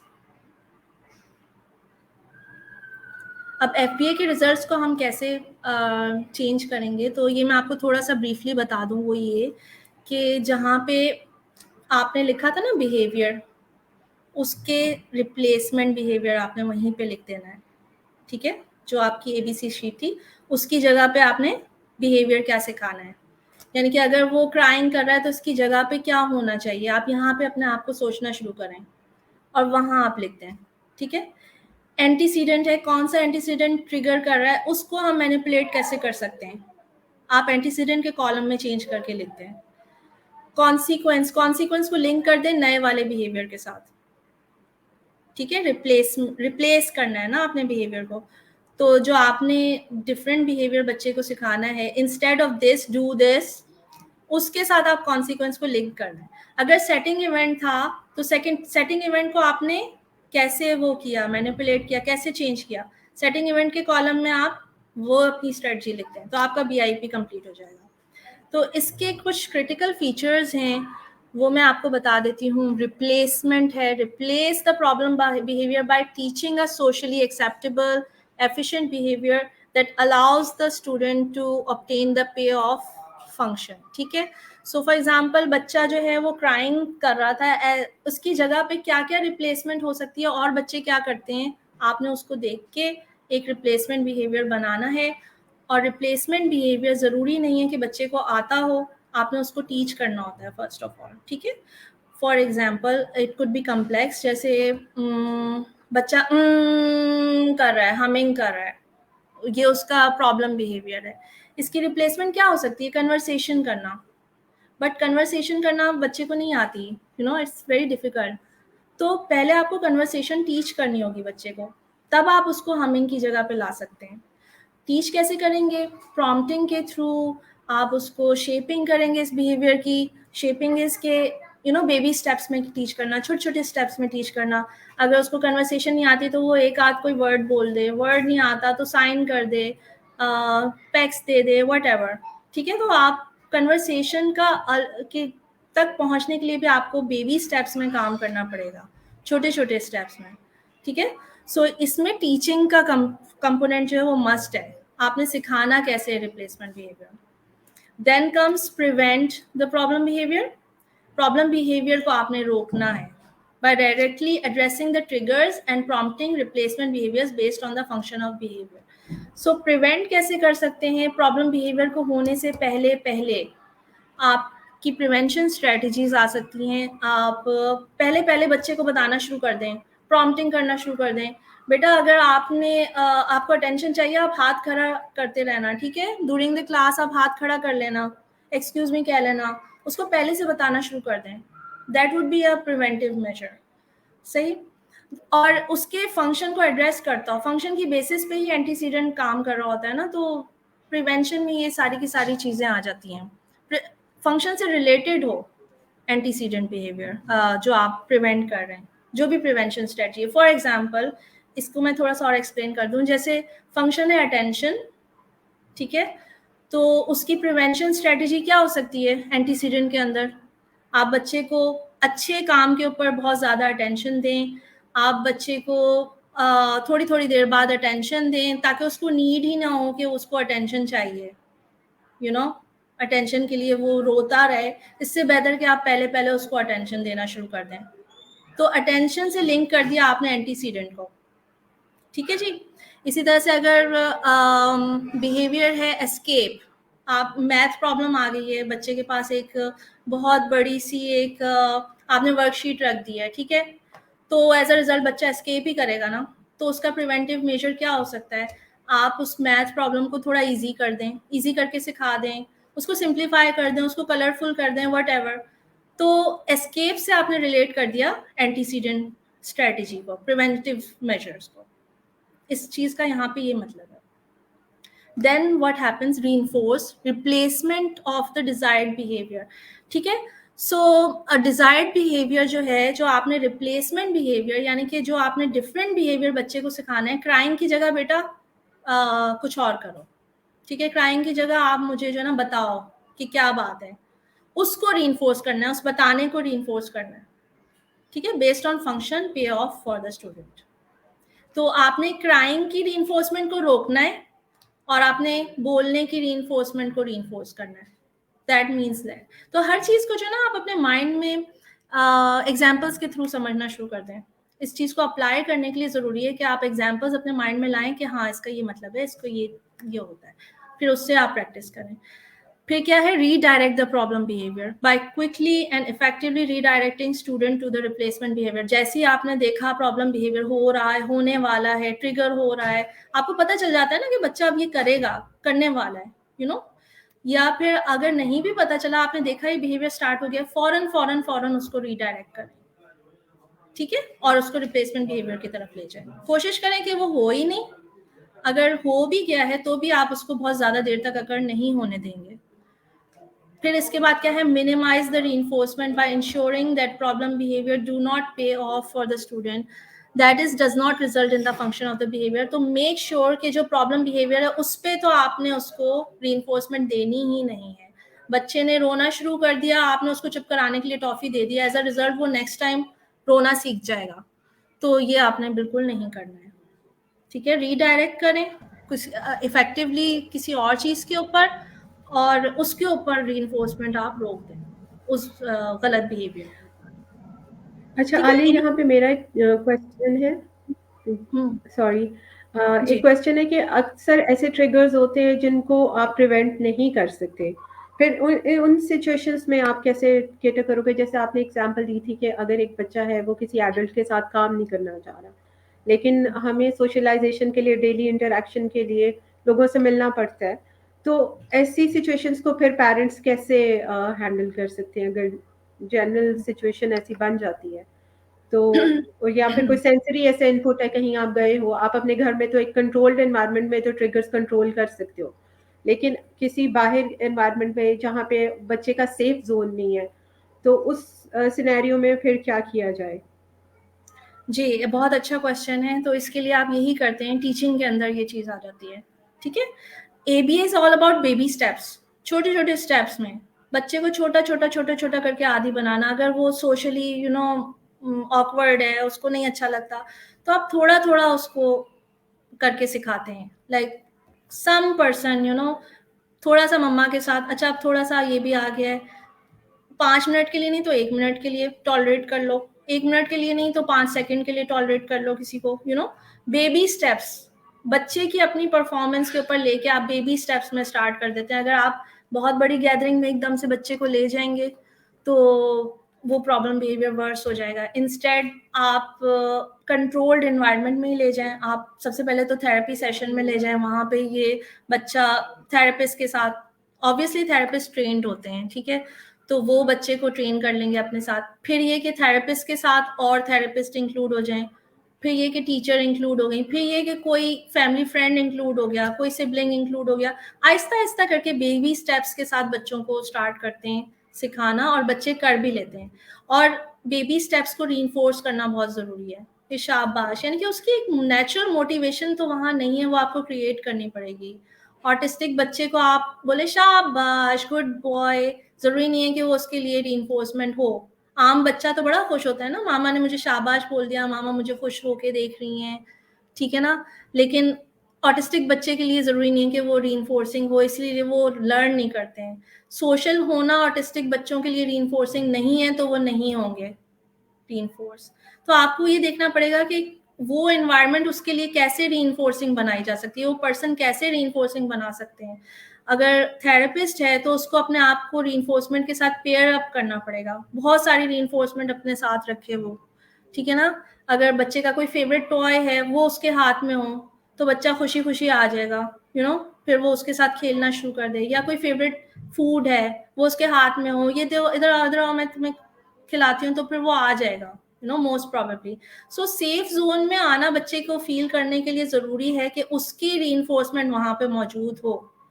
हर चीज को आप रीइंफोर्समेंट के कॉन्सेप्ट के साथ और मोटिवेशन के कॉन्सेप्ट के साथ लेके चलें तो बहुत ईजी हो जाता है। बच्चे follow the child's motivation, that would be best. ठीक है, आई होप मतलब यही क्वेश्चन था आपका। जी बिल्कुल, thank you. Okay, so this is what we want. ये क्या है, हमारा एंटीसीडेंट है। अब इसके अंदर प्रॉब्लम बिहेवियर की जगह दो बिहेवियर्स आ रहे हैं, डिजायर्ड बिहेवियर और रिप्लेसमेंट बिहेवियर आ रहा है, ठीक है। अब वही बात आ जाती है, फर्ज करें कन्वर्सेशन है डिजायर्ड बिहेवियर, कन्वर्सेशन बच्चे को नहीं आती है, तो इंस्टेड अभी इमीडिएटली एक रिप्लेसमेंट बिहेवियर आना जरूरी है, ठीक है। प्रॉब्लम बिहेवियर है मेंटेनिंग कॉन्सिक्वेंस है। फर्ज करें प्रॉब्लम बिहेवियर है, उसको काम नहीं करना है, वो चीखना शुरू कर देता है, तो फॉर द टाइम बीइंग जब तक आप बच्चा जो है वो वर्कशीट, फर्ज करें मैथ्स प्रॉब्लम है, मैथ बहुत डिफिकल्ट है उसके लिए, ठीक है। तो मैं आपको एक एग्जांपल देती हूँ, मैथ प्रॉब्लम है, ठीक है। अब आपने वर्कशीट बच्चे के सामने रखी, उसने रोना धोना शुरू कर दिया। डिजायर्ड बिहेवियर क्या है, बच्चा बैठ के वो मैथ प्रॉब्लम सॉल्व करे, लेकिन उसको तो वो नहीं आती फिलहाल, तो इसकी जगह रिप्लेसमेंट बिहेवियर हम ले आते हैं for the time being. Replacement behaviour के अंदर क्या आ जाता है, बच्चा ब्रेक के लिए हाथ खड़ा कर दे, या ब्रेक कार्ड आपको दिखा दे, या बोल दे प्लीज ब्रेक प्लीज, और फिर आप इमीडिएटली रोने की जगह पे आप रिप्लेसमेंट बिहेवियर को रीइंफोर्स करना शुरू कर देते हैं। रोने की जगह पे अगर तुम ब्रेक बोलते हो फॉर द टाइम बीइंग तो तुम्हें एस्केप मिल जाएगा, ठीक है। Now comes the desired behaviour. Desired behaviour वही बात है, आप बेबी स्टेप्स में सिखाना शुरू करते हैं। तो मैथ प्रॉब्लम है, उसको सिंप्लीफाई करें, उसको इजी करें। बच्चे को पहले पेंसिल होल्डिंग सिखाएं, अगर वो पेंसिल भी नहीं पकड़ रहा तो ऑब्वियसली उसको पेंसिल होल्डिंग पहले सिखानी है, फिर उसको कलरिंग करवा दें, फिर राइटिंग करवा दें, मतलब वट एवर। डिजायर्ड बिहेवियर तक पहुंचने के लिए बहुत सारे छोटे छोटे स्टेप्स हो सकते हैं जिनको आप रीइंफोर्स करेंगे, तो फिर अल्टीमेटली वो बच्चा उस गोल तक पहुंचेगा। Sometimes it could be very complex. अब कन्वर्सेशन की बात कर लें, conversation is a very complex process. बहुत सारे बच्चे एक प्रॉपरली कन्वर्सेशन की तरफ आ भी नहीं पाते हैं, तो कन्वर्सेशन तक पहुंचने के लिए उसका सबसे छोटा बिहेवियर क्या होगा, साउंड निकाले, आ। फिर उसके बाद कोई वर्ड बोलना शुरू करे, माँ माँ माँ, दे दो दे दो दे दो। फिर उसके बाद दो वर्ड्स जोड़ के बोले, फिर उसके बाद क्वेश्चंस को आंसर करे, वट एवर। तो वहां तक कन्वर्सेशन तक पहुंचने के लिए कितने छोटे छोटे बेबी स्टेप्स हैं डिजायर्ड बिहेवियर के अंदर हो सकते हैं। वो जब तक आप सिखाएंगे नहीं, जब तक आप डिजायर्ड बिहेवियर थोड़ा थोड़ा करके इंट्रोड्यूस करें, अदरवाइज रिप्लेसमेंट बिहेवियर आपने फॉरन इमीडिएटली करना है। अच्छा, रिप्लेसमेंट बिहेवियर जो है वो बहुत शॉर्ट सा बिहेवियर होता है, बहुत ईजी सा बिहेवियर होता है। Instead of desired behaviour complex हो सकता है, रिप्लेसमेंट बिहेवियर बहुत शॉर्ट और बहुत ईजी लगे बच्चे को करने में। ऐसा ना हो कि वो प्रॉब्लम बिहेवियर से ज्यादा डिफिकल्ट हो, वो प्रॉब्लम बिहेवियर के अगेंस्ट ईजियर हो या ऑलमोस्ट सेम हो, और फिर उससे आप लिंक कर दें कॉन्सिक्वेंस को, ठीक है। फॉर एग्जाम्पल, हाथ खड़ा करना बच्चे के लिए ईजी है, टच कर देना ब्रेक कार्ड बच्चे के लिए ईजी है, तो बहुत ईजी सा रिप्लेसमेंट बिहेवियर आपने बीच में रखना है। But start with the replacement behaviour, why can't we go straight to the desired behaviour, यही इस बात का मैं आपको आंसर दे चुकी हूँ। Any confusion up till now? एक चीज है, आलिया नहीं, थैंक यू। पेरेंट्स के सोच। जी शहीरा। आलिया, क्वेश्चन है बड़ा इंटरेस्टिंग है, आई थॉट टू कि मैं वो ले लूं। उसमें एक मदर लिख रही है कि उनका बच्चा बड़ी अच्छे से पढ़ता था और सडनली उसने छोड़ दिए। he has extreme issues with numbers only. He does not want to do maths. उसे कोई सेंसरी इश्यूज नहीं है। उन्होंने लिखा कि please guide me how to teach him maths. Like उसे नंबर्स से कोई मसला है, वो नहीं सीख रहा, यहाँ करना नहीं चाह रहा? व्हाट आई कैन डू, मतलब देखना पड़ेगा कि अगर वो पहले करता था अब नहीं कर रहा है, तो हो सकता है कि कोई बहुत उसके साथ नेगेटिव कोई हुआ है, कुछ ऐसा हुआ है क्लास में। जो टीचर है उसको देखना पड़ेगा। मैथ टीचर ऐसे तो नहीं है कि बहुत स्ट्रिक्ट हैं, बहुत ज़्यादा आप उसको कम्प्लेक्स तो नहीं करके पढ़ा रहे। बहुत सारी चीज़ें इसमें हो सकती हैं कि जिसकी वजह से वो करना नहीं चाह रहा बेसिकली। तो आप उसके नंबर्स को लिंक कर लें with something desirable. First of all, अगर फर्ज करें उसको टॉफीज पसंद है, तो आप काउंटिंग शुरू कर दें विद टॉफीज, ठीक है ना। आप फर्ज करें अगर बीट्स पसंद हैं, तो आप काउंटिंग विद बीट्स शुरू कर दें। अगर एनिमल्स पसंद हैं, तो काउंटिंग विद एनिमल्स शुरू कर दें। तो नंबर्स को आप किसी डिजायरेबल चीज के साथ लिंक कर दें। फर्स्ट ऑफ ऑल उसको पेयर अप करना कहते हैं, ठीक है। लिंकिंग करना, पेयर अप करना, सो दैट वो आहिस्ता आहिस्ता आहिस्ता नंबर्स भी उसको अच्छे लगने लगे, इजी लगने लगे। फिर आप वही बात आ जाती है, बेबी स्टेप्स में चलना शुरू हो। यानी कि सबसे पहले तो वो 1 2 3 वो काउंटिंग पहले सीखेगा ना, बोलना सीखेगा, उसको पता चलेगा कि नंबर्स होते क्या हैं, इनका कॉन्सेप्ट क्या है। फिर वो इंटरेस्टिंग, ऑब्वियसली अगर फर्ज करें उसको कलरिंग पसंद है, तो आप एक बड़ा सा एक वन लिख दें, वो स्नेक की तरह का वन हो, उसमें वो कलरिंग कर रहा हो, तो उसको दिखाई देखो ये तुमने वन में कलर किया है। या फिर डक बना के नहीं देते छोटे से बच्चों को, एक डक की पिक्चर बना देते हैं, वो 2 लिखा हुआ होता है असल में, बट डक होती है बनी हुई, तो वो एक लिंकिंग कर रहे होते हैं ना समहाउ।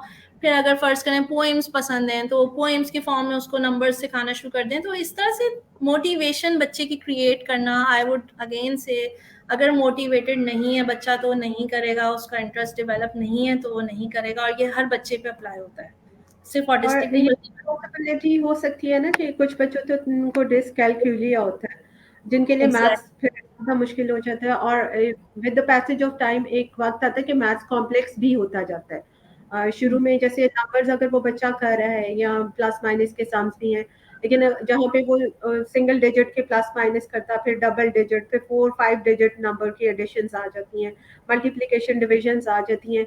तो अगेन इसमें ये चीज़ है कि डिपेंड करता है कि किस किस्म के जो कॉन्सेप्ट्स हैं मैथ्स के, वो उन पे जाके शायद स्टक कर रहे हैं, तो पेरेंट को वो भी देखने की ज़रूरत है, उनको सिंप्लीफाई करना बहुत ज़रूरी है। यहाँ पे मैं अपने बेटे की एग्जांपल दूंगी कि लाइक उसको टेबल्स जो से है, he can not memorise tables. तो उसको मैं जब भी मल्टीप्लिकेशंस के सम्स देती थी, तो वो हमेशा एस्केप बिहेवियर ढूंढता था, नहीं करता था, टैंट्रम्स शो करता था। So when I gave him help कि मैंने उसको टेबल्स की बुक सामने रख दी, जब मुझे आइडिया हो गया कि मेमोराइज नहीं कर पाएगा, तो वो अब बड़े मजे से वो डिविजन्स भी कर रहा है, मल्टीप्लिकेशंस भी कर सकता है। तो ये चीज भी पेरेंट को मेरे ख्याल से देखने की जरूरत है यहाँ पे। Very good point, very good point. I would second that कि मेडिकल इशू क्या है पीछे, हो सकता है हम्म अंडरलाइन कॉज में वो सेटिंग इवेंट वाली बात आ गई ना, कि हो सकता है हम्म उसको मतलब लाइक डिसकैलकुलिया है या कोई और कोई इश्यूज है। और हम्म कोई चीज है। और स्पेशली अगर आप पढ़ाने से पहले आप सोच रहे हैं कि यार, अब वही मैंने बात की ना कि हो सकता है टीचर बहुत स्ट्रिक्ट है, hmm underline cause could be anything, so उसको हम्म, भी टैकल करना बहुत जरूरी है, मोस्ट डेफिनेटली। बिल्कुल। चलें जी, वाई द रिप्लेसमेंट बिहेवियर, वही why not go to the state to the desired behaviour. अब इसके अंदर ये एक मैंने सोचा कि एग्जाम्पल डाल देती हूँ। फॉर एग्जाम्पल है मैथ की रूटीन, ठीक है। Given double digit addition problems, जो कि आपके बेटे को थी अनायना, तो एडिशन नहीं थी बट मल्टीप्लीकेशन थी, ठीक है। तो this is what we are asking the student to do. तो एज अ रिजल्ट अब वो crying, pushing papers off desk कर देता है। ये आपने इसकी रिप्लेसमेंट, आपने इस बिहेवियर को रीइंफोर्स नहीं होने देना। यहाँ पे आप रीइंफोर्समेंट स्टॉप कर दें। तो आपके ABC में रीइंफोर्समेंट थी send to hall to calm down, कि आप क्लास से बाहर निकाल देते हैं बच्चे को, जाओ जाके मुर्गा बन जाओ। हो सकता है कि वो इसीलिए कर रहा हो कि मुझे करना ना पड़े। तो इसके लिए फंक्शन क्या हो गया, escape from task. This is what the student is currently obtaining. अब इसको तो आप रोकें सबसे पहले। फिर क्या हो जाता है, हमारा डिजायर्ड बिहेवियर है कि यार ये बैठ के मैथ का प्रॉब्लम कर रहा हो, बट अभी इसको यहाँ पे नहीं लेके आना है। इंस्टेड आपने क्या करना है, raise hand and ask for break. एक छोटा सा बिहेवियर। नंबर 3 मैंने नहीं पढ़ा, look how different this is from what's happening now, ठीक है। सक्सेस, टीचर, एक्नॉलेजमेंट, ठीक है। सो मैथ अगर प्रॉब्लम कर लेता है तो टीचर कहती है वेल डन, वाह भाई जबरदस्त, आपके तो 100 आउट ऑफ 100 मार्क्स आ गए मैथ्स में, ठीक है। बट ये हो नहीं रहा, ठीक है। Instead the student is going to need to gain math skills before being able to do this like his peers. अब उसको मैथ सिखाना जो है वो आपका काम है। वो वही बात है प्रॉम्प्टिंग और शेपिंग के थ्रू, बेबी स्टेप्स में आपने मैथ को सिखाना है। फॉर द टाइम बीइंग आप क्या कर सकते हैं, so in the meantime we use the replacement behaviour, raise hand and ask for break. बेटा जब आपको ब्रेक चाहिए आप जा सकते हो, आप रेज हैंड करो, आप चले जाओ, थोड़ी देर बाद आके कर लेना, ठीक है जी। तो होपफुली वो क्राइंग रोक देगा। अच्छा आलिया, एक और क्वेश्चन है, क्या बच्चा जो से अक्सर बच्चे ऐसे होते हैं वो डिपेंडेंट हो जाते हैं किसी एक चीज पे। फॉर इंस्टेंस उनको अगर बहुत ज्यादा रीइंफोर्स भी किया जाए किसी चीज की कि ये मुझे चीज पहले मिलेगी तो फिर मैं ये काम करूंगा, ठीक है, हर वक्त एक चीज दी नहीं जा सकती। इसी तरीके से अगर वो रिप्लेसमेंट बिहेवियर की जहाँ हम बात करें तो ऐसे तो नहीं होता कि बच्चे कुछ सिनेरियोज में बहुत ज्यादा रिप्लेसमेंट बिहेवियर पे डिपेंडेंट हो जाते हैं कि वो डिजायर्ड बिहेवियर की तरफ जाते ही नहीं है। बिल्कुल हो जाता है। स्पेशली बच्चे जो ना, ये जो आप एग्जाम्पल दे रही थी, ये ब्राइबरी की एग्जाम्पल दे रही थी, यू नो, कि ब्राइबरी ये होती है कि बच्चा ऑलरेडी वो बिहेवियर कर रहा है और आप उसको दे रहे हैं, तो चुप हो जाओ, फिर मैं तुम्हें ये दूंगी, यू नो। तो वो बच्चा लर्न कर लेता है कि बस मैं रोऊंगा तो उसके बाद जो है वो मुझे ये चीज़ मिल जाएगी, तो वो कभी भी नहीं छोड़ेगा, बल्कि इंस्टेड वो आपको ब्लैकमेलिंग शुरू कर देगा, यू नो, फिर वो डिपेंडेंट ही हो जाएगा। तो बेसिकली क्या होता है कि आपको थ्रू एक्सपीरियंस बच्चे को सिखाना पड़ता है। आप ये नहीं कि बिहेवियर हो रहा है उस वक्त आप बोल रहे हैं, बल्कि बिहेवियर के होने से पहले पहले एक तो बात है कि आपने उसको बताना शुरू कर दिया, प्रॉम्प्टिंग शुरू कर दी। दूसरी बात है कि बेबी स्टेप्स में आपने लेके जाना है। वही बात आ जाती है रिप्लेसमेंट बिहेवियर के ऊपर हम क्यों डिपेंड कर रहे हैं फिलहाल, कि बच्चा यू नो नहीं चाह रहा अभी करना, तो वो आपको ब्रेक ले सके, ठीक है। एटलीस्ट उसके पास देखिए, बीइंग अ ह्यूमन बीइंग, एक बच्चे के पास एक चॉइस तो होनी चाहिए ना। अब हमारे पास एक चॉइस होनी चाहिए ना, हमारा नहीं दिल चाह रहा रोटी बनाए, आज हम नहीं रोटी बनाना चाह रहे, बस ठीक है आप बाहर से मंगवा लें, तो लेकिन कभी कभी हमें करना पड़ता है। सो जब तक वो मतलब आप डिपेंडेंसी की बात कर रही हैं, एटलीस्ट उसके पास एक चॉइस तो हमने दे दी। अब उसके बाद वो क्राइम को छोड़ के रिप्लेसमेंट के ऊपर आ गया, ठीक है ना, क्राइम की जगह अब उसको पता चल गया ये रिप्लेसमेंट है। Now you start with teaching, you know. अब आप बेबी स्टेप्स में, अगर आपकी पेयरिंग अच्छी हुई हुई है बच्चे के साथ, अगर आप उसके फ्रेंड हैं और आपके साथ वो अटैच्ड है, तो वो करेगा, क्यों नहीं करेगा, डेफिनेटली वो कहेगा। इतनी ज़्यादा अटैचमेंट आपकी उसके साथ हो कि वो कहेगा कि यार ये मुझे कह रही हैं तो मैं कर ही लूँ थोड़ा बहुत, यू नो, वरना यू नो गड़बड़ है, मेरी दोस्ती इनके साथ ख़राब हो सकती है। तो इतनी पेयरिंग आपकी हो बच्चे के साथ तो आप डेफिनेटली करवा सकते हैं। आप आहिस्ता आहिस्ता करके उसको बेबी स्टेप्स में लेके जाएं, ठीक है। Essential characteristics of a replacement behaviour क्या हो सकता है? अप्रोप्रिएट रिप्लेसमेंट बिहेवियर क्या होता है? Serves the same function as the problem behaviour. Problem behaviour को आपने रोकना है तो रिप्लेसमेंट बिहेवियर का सेम फंक्शन होना चाहिए। Easier to do and more efficient than the problem behaviour, ठीक है। ऐसा ना हो कि वो और आपने डिफिकल्ट किस्म का बिहेवियर वो बच्चे को आ ही नहीं रहा, बल्कि इंस्टेड रिप्लेसमेंट बिहेवियर बहुत इजी सा और एफिशिएंट सा होना चाहिए। requires less physical effort and provide quicker and more reliable access to desired outcome response than problem behavior। अब ये क्या है, ये एक्सपीरियंस के थ्रू बच्चा सीख रहा है, ठीक है। आप उससे करवा रहे हैं, प्रॉम्प्ट करवा रहे हैं उससे। अगर ब्रेक कार्ड है तो आप ब्रेक कार्ड उसको टच करवा रहे हैं और फिर फॉरन रीइंफोर्समेंट दे रहे हैं, तो उसको पता चल जाएगा कि मैं ये करूंगा तो फिर मुझे प्रॉम्प्टिंग और शेपिंग के थ्रू आप उसको सिखा रहे हैं रिप्लेसमेंट बिहेवियर। और दूसरी बात ये कि सोशली एक्सेप्टेबल हो, ऐसा कोई बिहेवियर नहीं कि यू नो और लोग उसको एक्सेप्ट नहीं कर सके और लोग समझ ना पाए। लाइक ब्रेक कार्ड है वो तो सब लोग समझ लेते हैं, लेकिन अगर आपने कोई अजीब सा बच्चे को साइन सिखा दिया है यूं यूं करके, तो वो किसी की समझ में ही नहीं आ रहा। तो सोशली एक्सेप्टेबल एक मतलब सबकी समझ में आने वाला बिहेवियर हो रिप्लेसमेंट बिहेवियर, ठीक है। अब एग्जाम्पल है, I asked to write in her journal. Crime की जगह हम क्या कर रहे हैं, asking for an easier task और वर्कशीट। तो ये रिप्लेसमेंट बिहेवियर इसलिए है क्योंकि वो बोल सकती है, बच्ची बोल सकती है मोस्ट डेफिनेटली, ठीक है, और ईजियर टास्क कर सकती है। अगर ये इतना नहीं कर सकती है तो फिर आप और ईजियर की तरफ चले जाएंगे। तो इसका क्या मतलब है, अवॉइड या escape difficult task. Difficult task को अवॉइड करके बच्चा इजी टास्क के लिए आपको कर सकता है अप्रोच। फिर टीचिंग बिहेवियर। टीचिंग क्या है, identify skills to teach, focus when teaching behaviour, replacement behaviour और डिजायर्ड बिहेवियर। क्या चीज टीच कर रहे हैं हम, रिप्लेसमेंट भी बिहेवियर भी हमने टीच करना है और डिजायर्ड बिहेवियर भी टीच करना है। Always start with the replacement behaviour. पहले हमने रिप्लेसमेंट बिहेवियर से स्टार्ट करना है। First teach the replacement behaviour you identified in competing behaviour pathway. Competing behaviour pathway क्या होता है कि ABC चल रहा था ना पहले, इसकी जगह पे आप A के बाद फिर ये आ गया कंपीटिंग बिहेवियर पाथवे, फिर इस तरह चला गया। ठीक है, ये वाला चीज।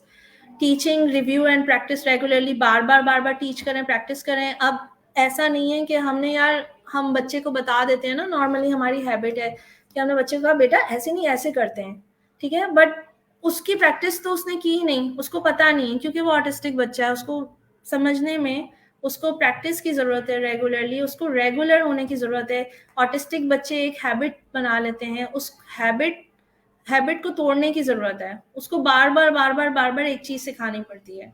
और यहाँ पे आपने बिल्कुल मायूस नहीं होना है, आप उसको टीच करते रहें। Then teach the desired behaviour. After that, जब आपने रिप्लेसमेंट बिहेवियर सिखा दिया, then teach the desired behaviour. This may be something to focus on immediately और only after the student is doing. ठीक है, सही। मुझे ना पूरी स्लाइड नहीं नजर आ रही स्क्रीन के ऊपर, आई थिंक। चलें जी, सिलेक्टिंग प्रिवेंशन स्ट्रेटजीज। अब हम जो है वो बिहेवियर वाले कॉलम आपको याद होगा ABC में, उसके अंदर हमने क्या लिखा, डिजायर्ड बिहेवियर और रिप्लेसमेंट बिहेवियर लिख दिया है। ठीक है, अब हम आ गए एंटीसीडेंट के कॉलम में। मॉडिफाइंग द ट्रिगर, ट्रिगर को मॉडिफाई करो। When identifying preventive antecedent strategies, eliminate or alter the trigger so student will no longer need to use the problem behavior.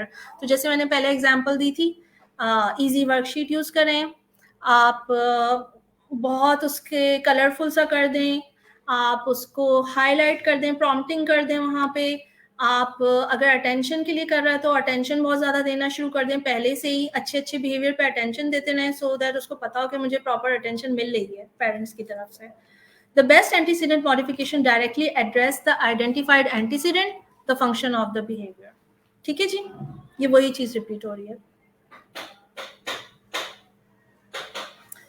Prevention, intervention, prompting the replacement and desired behaviour. तो ये जनाब वही बात होगी, prompt करना बच्चे को। तो आप पहले से ही बताना शुरू कर दें। Pre corrections, after the replacement behaviour has been taught, prompt the pre-corrections are used to support and help remind the student to use the replacement and desired behavior. For example, यही बात हो गई है कि difficult लगता है पढ़ के, लेकिन example पे apply करें। Aligners problem behavior is maintained by escape from difficult math task। तो क्या होगा, पहले से ही आप बताना शुरू कर दें अलाइना को, when handing out assignments, Alaina teacher remind her that she can raise her hand and request an easier task। ठीक है बेटा, आप कर सकती हो, आपको जब भी ब्रेक चाहिए आप हाथ उठा देना, पहले से remind. Alina's math assignments will include specific visual prompts to help her successfully complete the task desired behavior। So हो सकता है कि वो मैथ टास्क थोड़ा सा कम्प्लेक्स है, तो वहाँ पे आप उसको प्रॉम्प्टिंग कर दें, आप हाईलाइट कर दें यहाँ पे, या फिर उसके सामने सॉल्व हुआ हुआ क्वेश्चन रख दें और वो वहाँ से देख के कर ले, थोड़े से वहाँ से क्यूज रखना शुरू कर दें, तो उसके लिए ईजियर हो जाए ताकि। Then comes prevention interventions में क्या हो जाता है, instead of giving Shahira the class writing assignment involving paragraph and essays, let's give her an assignment she can be more successful with। ठीक है, तो आप उसको डिक्टेशन करवा रहे हैं, have the student dictate answers instead of writing, कि वो खुद से लिखे बजाय इसके आप उसको डिक्टेशन दे दें, easy कर दें। By changing A, we can prevent Shahira's need to engage in negative behavior, making it irrelevant। So उसको पता है कि इट्स बहुत इजी है, मेरे लिए ये टास्क इजी हो गया, अब उसके लिए प्रॉब्लम बिहेवियर इररेलेवेंट हो गया, तो फिर वो प्रॉब्लम बिहेवियर शो नहीं करेगी। एंटीसीडेंट मैनिपुलेशन आप कर सकते हैं। रीइंफोर्स द डिजायर्ड बिहेवियर और any approximations of the desired behaviour, कि डिजायर्ड बिहेवियर अभी पूरा नहीं आता, वही बात आ गई है, लेकिन थोड़ा थोड़ा स्टेप्स में आप उसको सिखा रहे हैं. The ultimate plan is to have the student move beyond the replacement behaviour to using the desired behaviour. Reinforcing the progression should start from the beginning of the intervention. ठीक है. सो प्रोग्रेस करना है, आपने प्रोग्रेस करना है और reinforce करना है. छोटे छोटे बेबी स्टेप्स को आपने रीइंफोर्स करना है. पिछला वाला छोड़ के अगले वाले को करना शुरू कर देना है. डिपेंड करता है कि बच्चा कितनी प्रोग्रेस कर रहा है, उसके हिसाब से आपने रीइंफोर्स करना है. Next please. Breaking habits. Responding to problem behaviour should focus on 2 things. उसकी जो हैबिट है रिप्लेसमेंट बिहेवियर तक आपने रीडायरेक्ट करें, और बिहेवियर की एक हैबिट बनी हुई है ना, तो उसको आप फौरन ब्लॉक करें, रीडायरेक्ट करें towards replacement behaviour and minimise the pay off. उसके जो कॉन्सिक्वेंस है उसको मिनिमाइज करें. If the problem behaviour remains functional और continues to pay off, the individual is not likely to quit using it. तो break the habit, उसको वो consequence रोकें और रिप्लेसमेंट बिहेवियर की तरफ रीडायरेक्शन शुरू कर दें. ओके आलिया, अभी तक हम जो डिस्कशन कर रहे हैं वो कहीं ना कहीं अपने माइंड में छोटे बच्चों को लेके कर रहे हैं. ठीक है. यहाँ पे एक पेरेंट का भी क्वेश्चन है. The toughest is teen age. ठीक है. टीन एज में क्या किया जा सकता है, क्योंकि ABA थेरेपी ये बहुत लेट पाकिस्तान में इंट्रोड्यूस हुई और बहुत सारे ऐसे बच्चे हैं जो 13-14 प्लस हैं या टीनेजर्स में हैं या इवन एडल्टहुड में भी हैं. तो उनके साथ पेरेंट्स किस तरीके से काम कर सकते हैं जिनके बहुत रिजिड सी एक पर्सनालिटी डेवलप हो चुकी है या अडैमेंट होते हैं अब इस सिनेरियो में. ये काइंडली कंफर्म कीजिएगा. और आई थिंक इसी पेरेंट का नेक्स्ट क्वेश्चन है, how can we teach boundaries, respect and mentalisation? Autistic individuals seldom realize what the other person is thinking or feeling, or the overthinking. How should we teach them otherwise? Okay. I don't know how much time I have, is it okay? थोड़ा सा हम overtime कर लें? कोई मसला नहीं है. Take your time. No problem at all. Okay, so I was thinking कि 1 घंटा और बस उसके बाद सब कुछ स्टॉप हो जाएगा. नहीं, I know कि ये it's a complex topic. तो questions भी आएंगे पेरेंट्स के. एग्जैक्टली. तो देखिए, टीनेज की बात आ गई है तो ऑब्वियसली टीनेज के ऊपर बहुत कम लोग काम कर रहे हैं, बहुत कम लोग ट्रेंड होते हैं. पाकिस्तान में आपको पता है कि टीनेजर्स के लिए ना स्कूल्स हैं ना थेरेपीज हैं, कुछ भी नहीं है. बस आप उसको how to generate an income, इस तरह की चीज़ें आप सिखा सकते हैं, छोटे छोटे काम सिखा सकते हैं. अदरवाइज टीनेज के ऊपर जो इंडिविजुअल्स हैं, स्पेशली BCBAs, BCABs, व्हाटएवर, वो भी ट्रेंड होते हैं अर्ली इंटरवेंशन के ऊपर. उनका फोकस ज़्यादा उनकी ट्रेनिंग के दरमियान अर्ली इंटरवेंशन ही रहता है. और टीनेज के साथ बहुत कम लोग होते हैं जो कि प्रॉपरली ट्रेंड होते हैं और जिन्होंने काम किया होता है, एक्सपीरियंस होता है उनका. ठीक है. सो इसकी वजह क्या है, हम ऑब्वियसली शुरू से बताते हैं कि जितना जल्दी आइडेंटिफाई करें, बच्चे के डिलेज नहीं आएंगे और एक हैबिट डेवलप नहीं होगी. अब जिस तरह मैंने फर्स्ट थिंग मैंने जो बात की थी कि एक बिहेवियर किसी एक रीजन से शुरू होता है, फिर बच्चा वो लर्न कर लेता है, उसके बाद वो हर रीजन के लिए शुरू कर देता है. जैसे अगर वो चीख मार रहा है अटेंशन के लिए, तो नेक्स्ट टाइम हो सकता है एस्केप के लिए भी चीख मारना शुरू कर दे. तो बिहेवियर बड़ा स्ट्रांग हो जाता है, उसको काबू में करना बहुत मुश्किल हो जाता है. तो यही सेम मेथड यूज होते हैं टीनेजर्स के ऊपर भी, but they are more difficult to apply as compare to kids. छोटे बच्चों को हैंडल करना, उनको फिजिकली भी हैंडल करना आसान होता है, लेकिन टीनेजर्स के साथ आपको you have to be very careful. आप उनके साथ फोर्सफुल तो नहीं हो सकते, वरना वो चीज़ सीख लेते हैं. तो यही सब चीज़ें हैं, but you have to be very careful with adults और प्रॉपर ट्रेनिंग. और उसके साथ फिर इसके बाद ये नेक्स्ट क्वेश्चन ले लें कि रिस्पेक्ट, मेंटलाइजेशन, बाउंड्रीज. यही बात है कि जो सारे के सारे असेसमेंट टूल्स हैं वो छोटे बच्चों के लिए होते हैं. बड़े बच्चों के लिए हम AFLs वगैरह यूज़ करते हैं, बट प्रॉपरली ट्रेंड हो लोग. अब यहाँ पे मैं आपको कैसे बताऊँ, यही सब कुछ जो है, जो मैं आपको बेसिक सी जो बातें बता रही हूँ, आप इसी से ही बाउंड्रीज भी टीच कर सकते हैं, रिस्पेक्ट भी, मेंटलाइजेशन भी. अब ये चीज़ें सीखने के लिए पहले क्या चाहिए, लैंग्वेज चाहिए. अगर बच्चे के पास लैंग्वेज है तभी वो सीख पाएगा. अगर उसके अंदर कंप्रीहेंशन है, अगर उसके अंदर एक जहन में खाका बनाने की सलाहियत है, एक मेंटल, एक आपके जहन में आ गया, एक आप बात बता रहे हैं तो उसके जहन में एक मेंटल पिक्चर बन जाती है ना, वो चीज़ है, तभी आप ये कॉन्सेप्ट्स उसको सिखा सकते हैं, वरना अदरवाइज बहुत डिफिकल्ट हो जाएगा। फिर plus with experience, you know, boundaries के लिए आप उसको एक्सपीरियंस करके दिखाएं, आप उसको वीडियो मॉडलिंग दिखाएं। These are the video modelling एक बहुत अच्छा कॉन्सेप्ट है कि जिसमें आप वीडियोस, विजुअल लर्नर्स होते हैं बेसिकली, तो आप वीडियो शो करें कि ये बाउंड्रीज हैं, फिर उसको रिमाइंडर्स दें, आप उसके सामने स्टोरीज रखें if he can read, you know, तो स्टोरीज के थ्रू सिखाएं आप उसको, विद पीयर्स सिखाएं। सिबलिंग से मैंने नोट किया कि बच्चे बहुत कुछ सीखते हैं, तो अगर बच्चे का भाई कर रहा है तो फिर वो भी मोस्ट प्रोबेबली वो सीख लेगा, देखो वो कर रहा है तो तुम भी करो, तो वो भी कर रहा होता है। सो ऑल डिपेंड्स कि किस तरह का लर्नर है और वो उसकी क्या कैपेसिटी है, उसके हिसाब से ही आप सब कुछ उसको सिखा। अच्छा, इसमें ये चीज़ मैं ज़रूर ऐड करूँगी, बल्कि ये क्वेश्चन बहुत अच्छा है। हमने इस पे एक सेशन किया था कुछ अर्से पहले, थ्योरी ऑफ माइंड पे।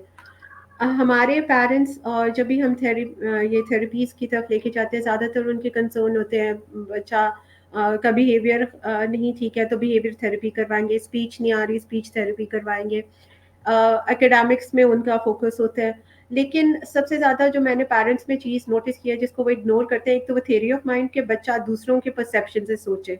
जैसे यहाँ पे ये बात कर रही है ना कि मेंटलाइजेशन करना, या दूसरा बंदा क्या फील कर रहा है, सोच रहा है, ये उनको सिखाया ही नहीं जाता है। ठीक है, इस पे आप काम कर सकते हो, बच्चे की एग्जीक्यूटिव फंक्शनिंग पे काम नहीं हुआ होता, बिल्कुल भी नहीं करते।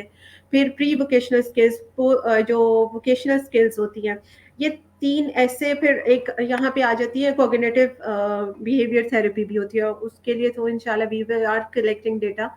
लेकिन अब ये चीज़ें कुछ 4-5 ऐसी चीज़ें हैं कि अगर आप, जहाँ पे आपको लग रहा है स्पीच बच्चे की बहुत इंपॉर्टेंट है, बिहेवियर इंपॉर्टेंट है, तो ये 4 चीज़ें भी इक्वली इंपॉर्टेंट है। इन पे भी जितनी जल्दी आप काम करना शुरू कर दोगे, उतना ज़्यादा, जैसे एडल्टहुड में बच्चा जाएगा, वो ज़्यादा बेहतर तरीके से फंक्शन कर सके। What do you think Alia? जी बिल्कुल, और I would like to add कि कॉग्निशन के लिए ज़रूरी है बेबी स्टेप्स। वही बात आ गई कि सबसे पहला स्टेप क्या है, the kid is able to label his thoughts, you know, वो सोच क्या रहा है, क्या वो बता सकता है, क्या वो उनको लेबल कर सकता है अपनी थॉट्स को, यहाँ से आप स्टार्ट करें। If he can do that, तो फिर उन थॉट्स को आप रिप्लेस कर सकते हैं, राइट? तो उसके लिए भी वही बात है कि लैंग्वेज ज़रूरी है। अब जैसे मैं सोच रही हूँ कि मुझे अभी पानी पीना है, ठीक है, मैं उसको बताने के काबिल तो हूँ कि मेरे थिंकिंग क्या है। पर्सपेक्टिव टेकिंग में क्या आ जाता है कि दूसरा क्या सोच रहा है, तो मुझे क्या समझ आ रही है, मैं उसको लेबल करने के काबिल हूँ, सबसे पहली बात तो ये। उसके बाद फिर उसको रिप्लेस करना, वही बात रिप्लेसमेंट बिहेवियर वाली इसी के अंदर, इसके अंदर भी अप्लाई हो जाती है। अगर आपके अंदर कोई नेगेटिव थॉट्स आ रही हैं, फॉर एग्जांपल मेरे अंदर नेगेटिव थॉट आ रही है कि मैं जो है ना, ग्रज आ रही है, मैं इसको जो है ना, मैं किसी तरह से नोच लूँ उसका, तो सबसे पहले तो मैं अपनी थॉट को बता सकूं, यू नो, बिकॉज अपने आप पर्सनली फील कर रहे हैं बट आप उसको एक्सप्लेन नहीं कर पा रहे, तो कोई और आपकी कोई हेल्प नहीं कर सकता। ठीक है, आपने वो फीलिंग महसूस की, आपने फील किया आपके आसपास क्या हो रहा है, आपकी थॉट्स क्या हैं, पहले तो आप उसको एक्सेप्ट करना शुरू करें। मेरे अंदर ये थॉट आ रही है, कॉग्निटिव बिहेवियर थेरेपी ये होती है कि मेरे अंदर ये थॉट आ रही है, मैं उसको एक्सेप्ट करूं, हाँ ये है, एक्सेप्टेंस। उसके बाद फिर आप उसको रिप्लेस करते हैं कि नहीं ये ठीक नहीं है, इसकी जगह पे ये होना चाहिए। तो उस लेवल तक पहुंचने के लिए सबसे पहले ज़रूरी है कि आप अपनी थॉट्स को लेबल कर सकें। तो बच्चों को ये चीज़ें स्टार्ट यहाँ से करना होता है। वही बात है कि बेबी स्टेप्स यहाँ से आप लेके चलें। ठीक है, नेक्स्ट आ गया जी। ये मैंने थोड़ा सा दिखाना शुरू किया है कि जो आपका ABC था उसके अंदर आप कैसे राइटिंग कर सकते हैं। आपने एंटीसीडेंट मैनिपुलेशन के अंदर आपने अपने लिख लिए अपनी स्ट्रेटजीज। तो आपने क्या क्या स्ट्रेटजीज लिखी हैं, prevent by directly addressing the trigger and function, prompt the replacement and desired behaviour, ये आपने वहां पे लिखना शुरू कर दिया। ठीक है, ABC के अंदर। नेक्स्ट क्या हो गया, इसी तरह से सेटिंग इवेंट को आपने क्या किया था, कैसे, अगर आइडेंटिफाइड था, अव्वल तो ये कि जरूरी नहीं है कि आइडेंटिफाई हो सेटिंग इवेंट, लेकिन अगर आइडेंटिफाइड था तो उसके लिए आपने क्या क्या स्ट्रेटजीज डाली, वो आप यहाँ इस कॉलम में लिखना शुरू कर दें। Eliminate and identify the setting behavior or build in a neutralization routine to diffuse the effects of the setting. Event. So neutralisation routine क्या होती है कि बीच में कुछ और डाल देना कि ताकि बच्चा भूल जाए। फॉर एग्जांपल सुबह में उसकी लड़ाई हुई थी अपने सिबलिंग के साथ, तो बीच में कुछ और रूटीन, बीच में कोई और उसको खुश करने का कोई तरीका आप बीच में डाल दें, उसका कोई फेवरेट किस्म का प्ले डाल दें ताकि वो उसको न्यूट्रलाइज कर दे उस सेटिंग इवेंट को, और उसके बाद आप कंटिन्यू करें। इसी तरह से अगर मेडिकेशन है तो मेडिकेशन उसने नहीं ली थी, आपके पास कुछ न्यूट्रलाइजेशन की टेक्निक होनी चाहिए कि आपके पास वो अवेलेबल हो मेडिकेशन, आप उसको स्कूल में दे सकें। ठीक है, तो ये स्ट्रेटजीज आप सारे के सारे इधर लिख सकते हैं। नेक्स्ट कम्स टीचिंग, वही वाली बात। अब जिस तरह से जो चीजें मैंने एक्सप्लेन की हैं आप यहाँ पे ABC के अंदर लिखना शुरू कर देते हैं। बिहेवियर के अंदर आप रिप्लेसमेंट बिहेवियर लिख देते हैं। Explicitly teach the student to use the replacement behaviour and teach skills student needs to engage in the desired behavior or approximation towards the desired behavior। तो desired behavior teach करना बहुत जरूरी है, वो आप यहाँ पे लिख सकते हैं। ठीक है, then comes the consequence reinforce। अब क्या किया आपने, reinforcement को अटैच कर दिया है न्यू बिहेवियर के साथ। and reasonable approximations of the desired behavior। approximation क्या होती है, baby steps towards the behavior। जो बच्चा कर सकता है उसको reinforce करें, जो भी बेहतर कर सकता है बच्चा। ठीक है जी। reframe the language, जैसे मैंने शुरू में कहा था कि not to do के ऊपर फोकस नहीं करें, what he can do, you know we can say the same thing in different ways instead of saying he cannot do it। focus on what he can do। so out of seat है, ripping up है, assignment करता है नहीं, इसको छोड़ के आप focus करें what he can do in seat and respect class materials। ठीक है, इसके ऊपर ज्यादा आपका फोकस होना चाहिए। swearing और making verbal threats को आप कोशिश करें कि बच्चे को अगर बुलाना है तो आप खुद भी उसको थोड़ा सा साइड पे कर दें और व्हाट टू डू इसके ऊपर फोकस करें। Use respectful words with adults and peers. तो लोग क्या करते हैं, पेरेंट्स क्या करते हैं, व्हाट नॉट टू डू के ऊपर डांटना मारना और अपना अटेंशन लेना शुरू कर देते हैं। उसको आप साइड पे करके और जो आप करवा सकते हैं उसके ऊपर आप फोकस करना शुरू कर दें। Reframe your own language.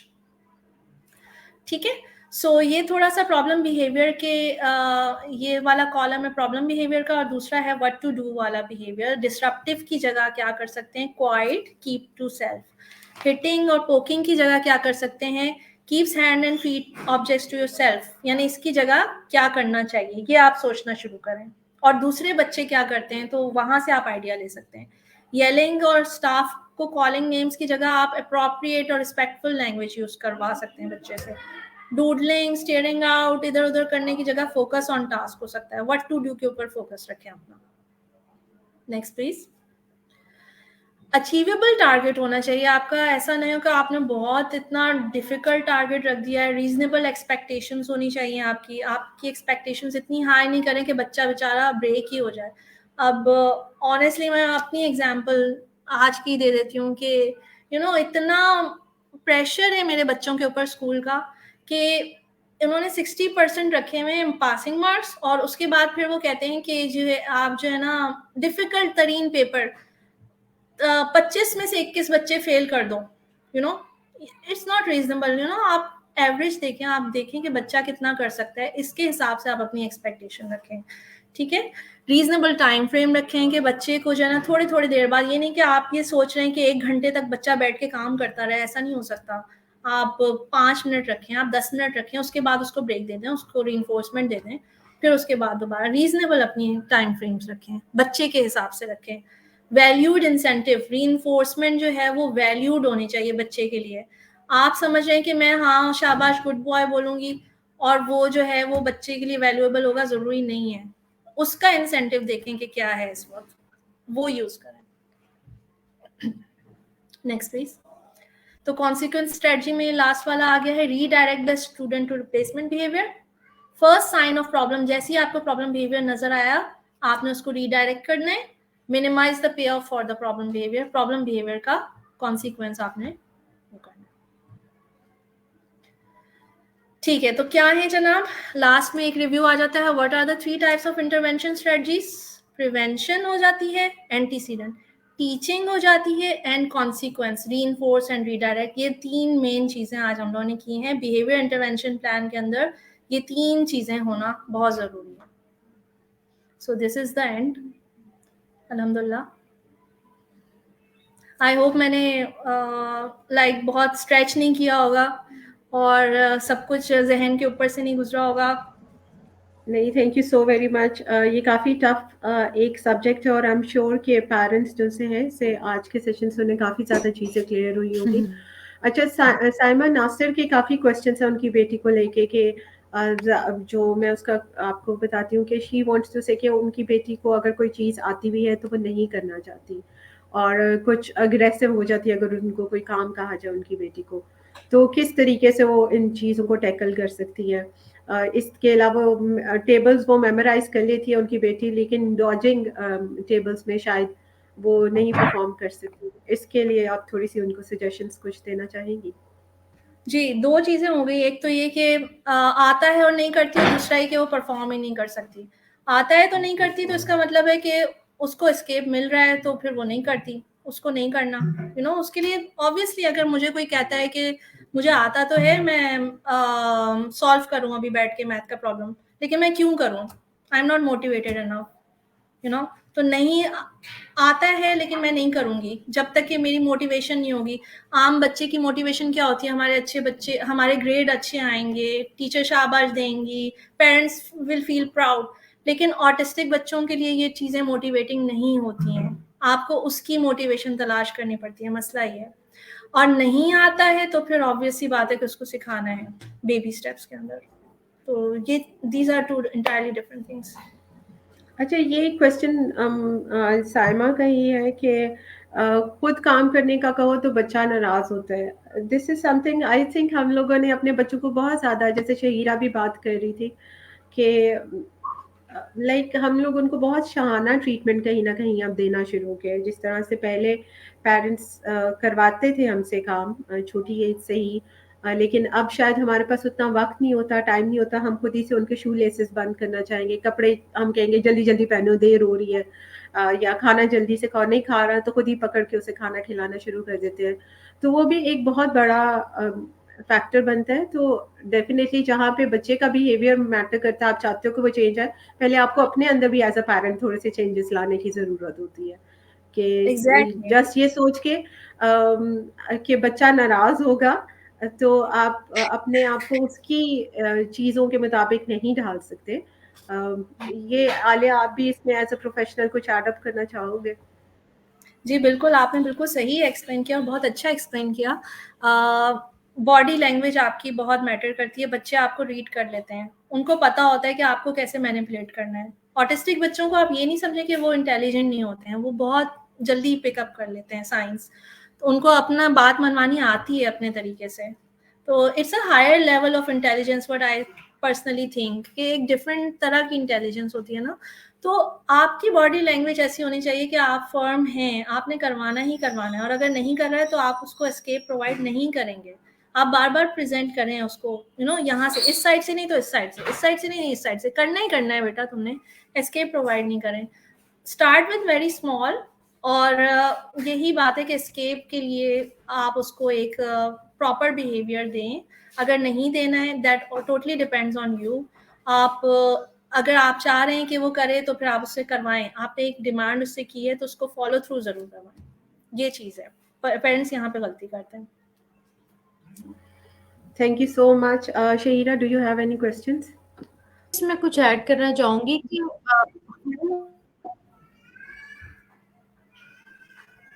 हर जो बिहेवियर होता है ना, वो प्रॉब्लम चीज को उसी फ्रेम में ले लेते हैं।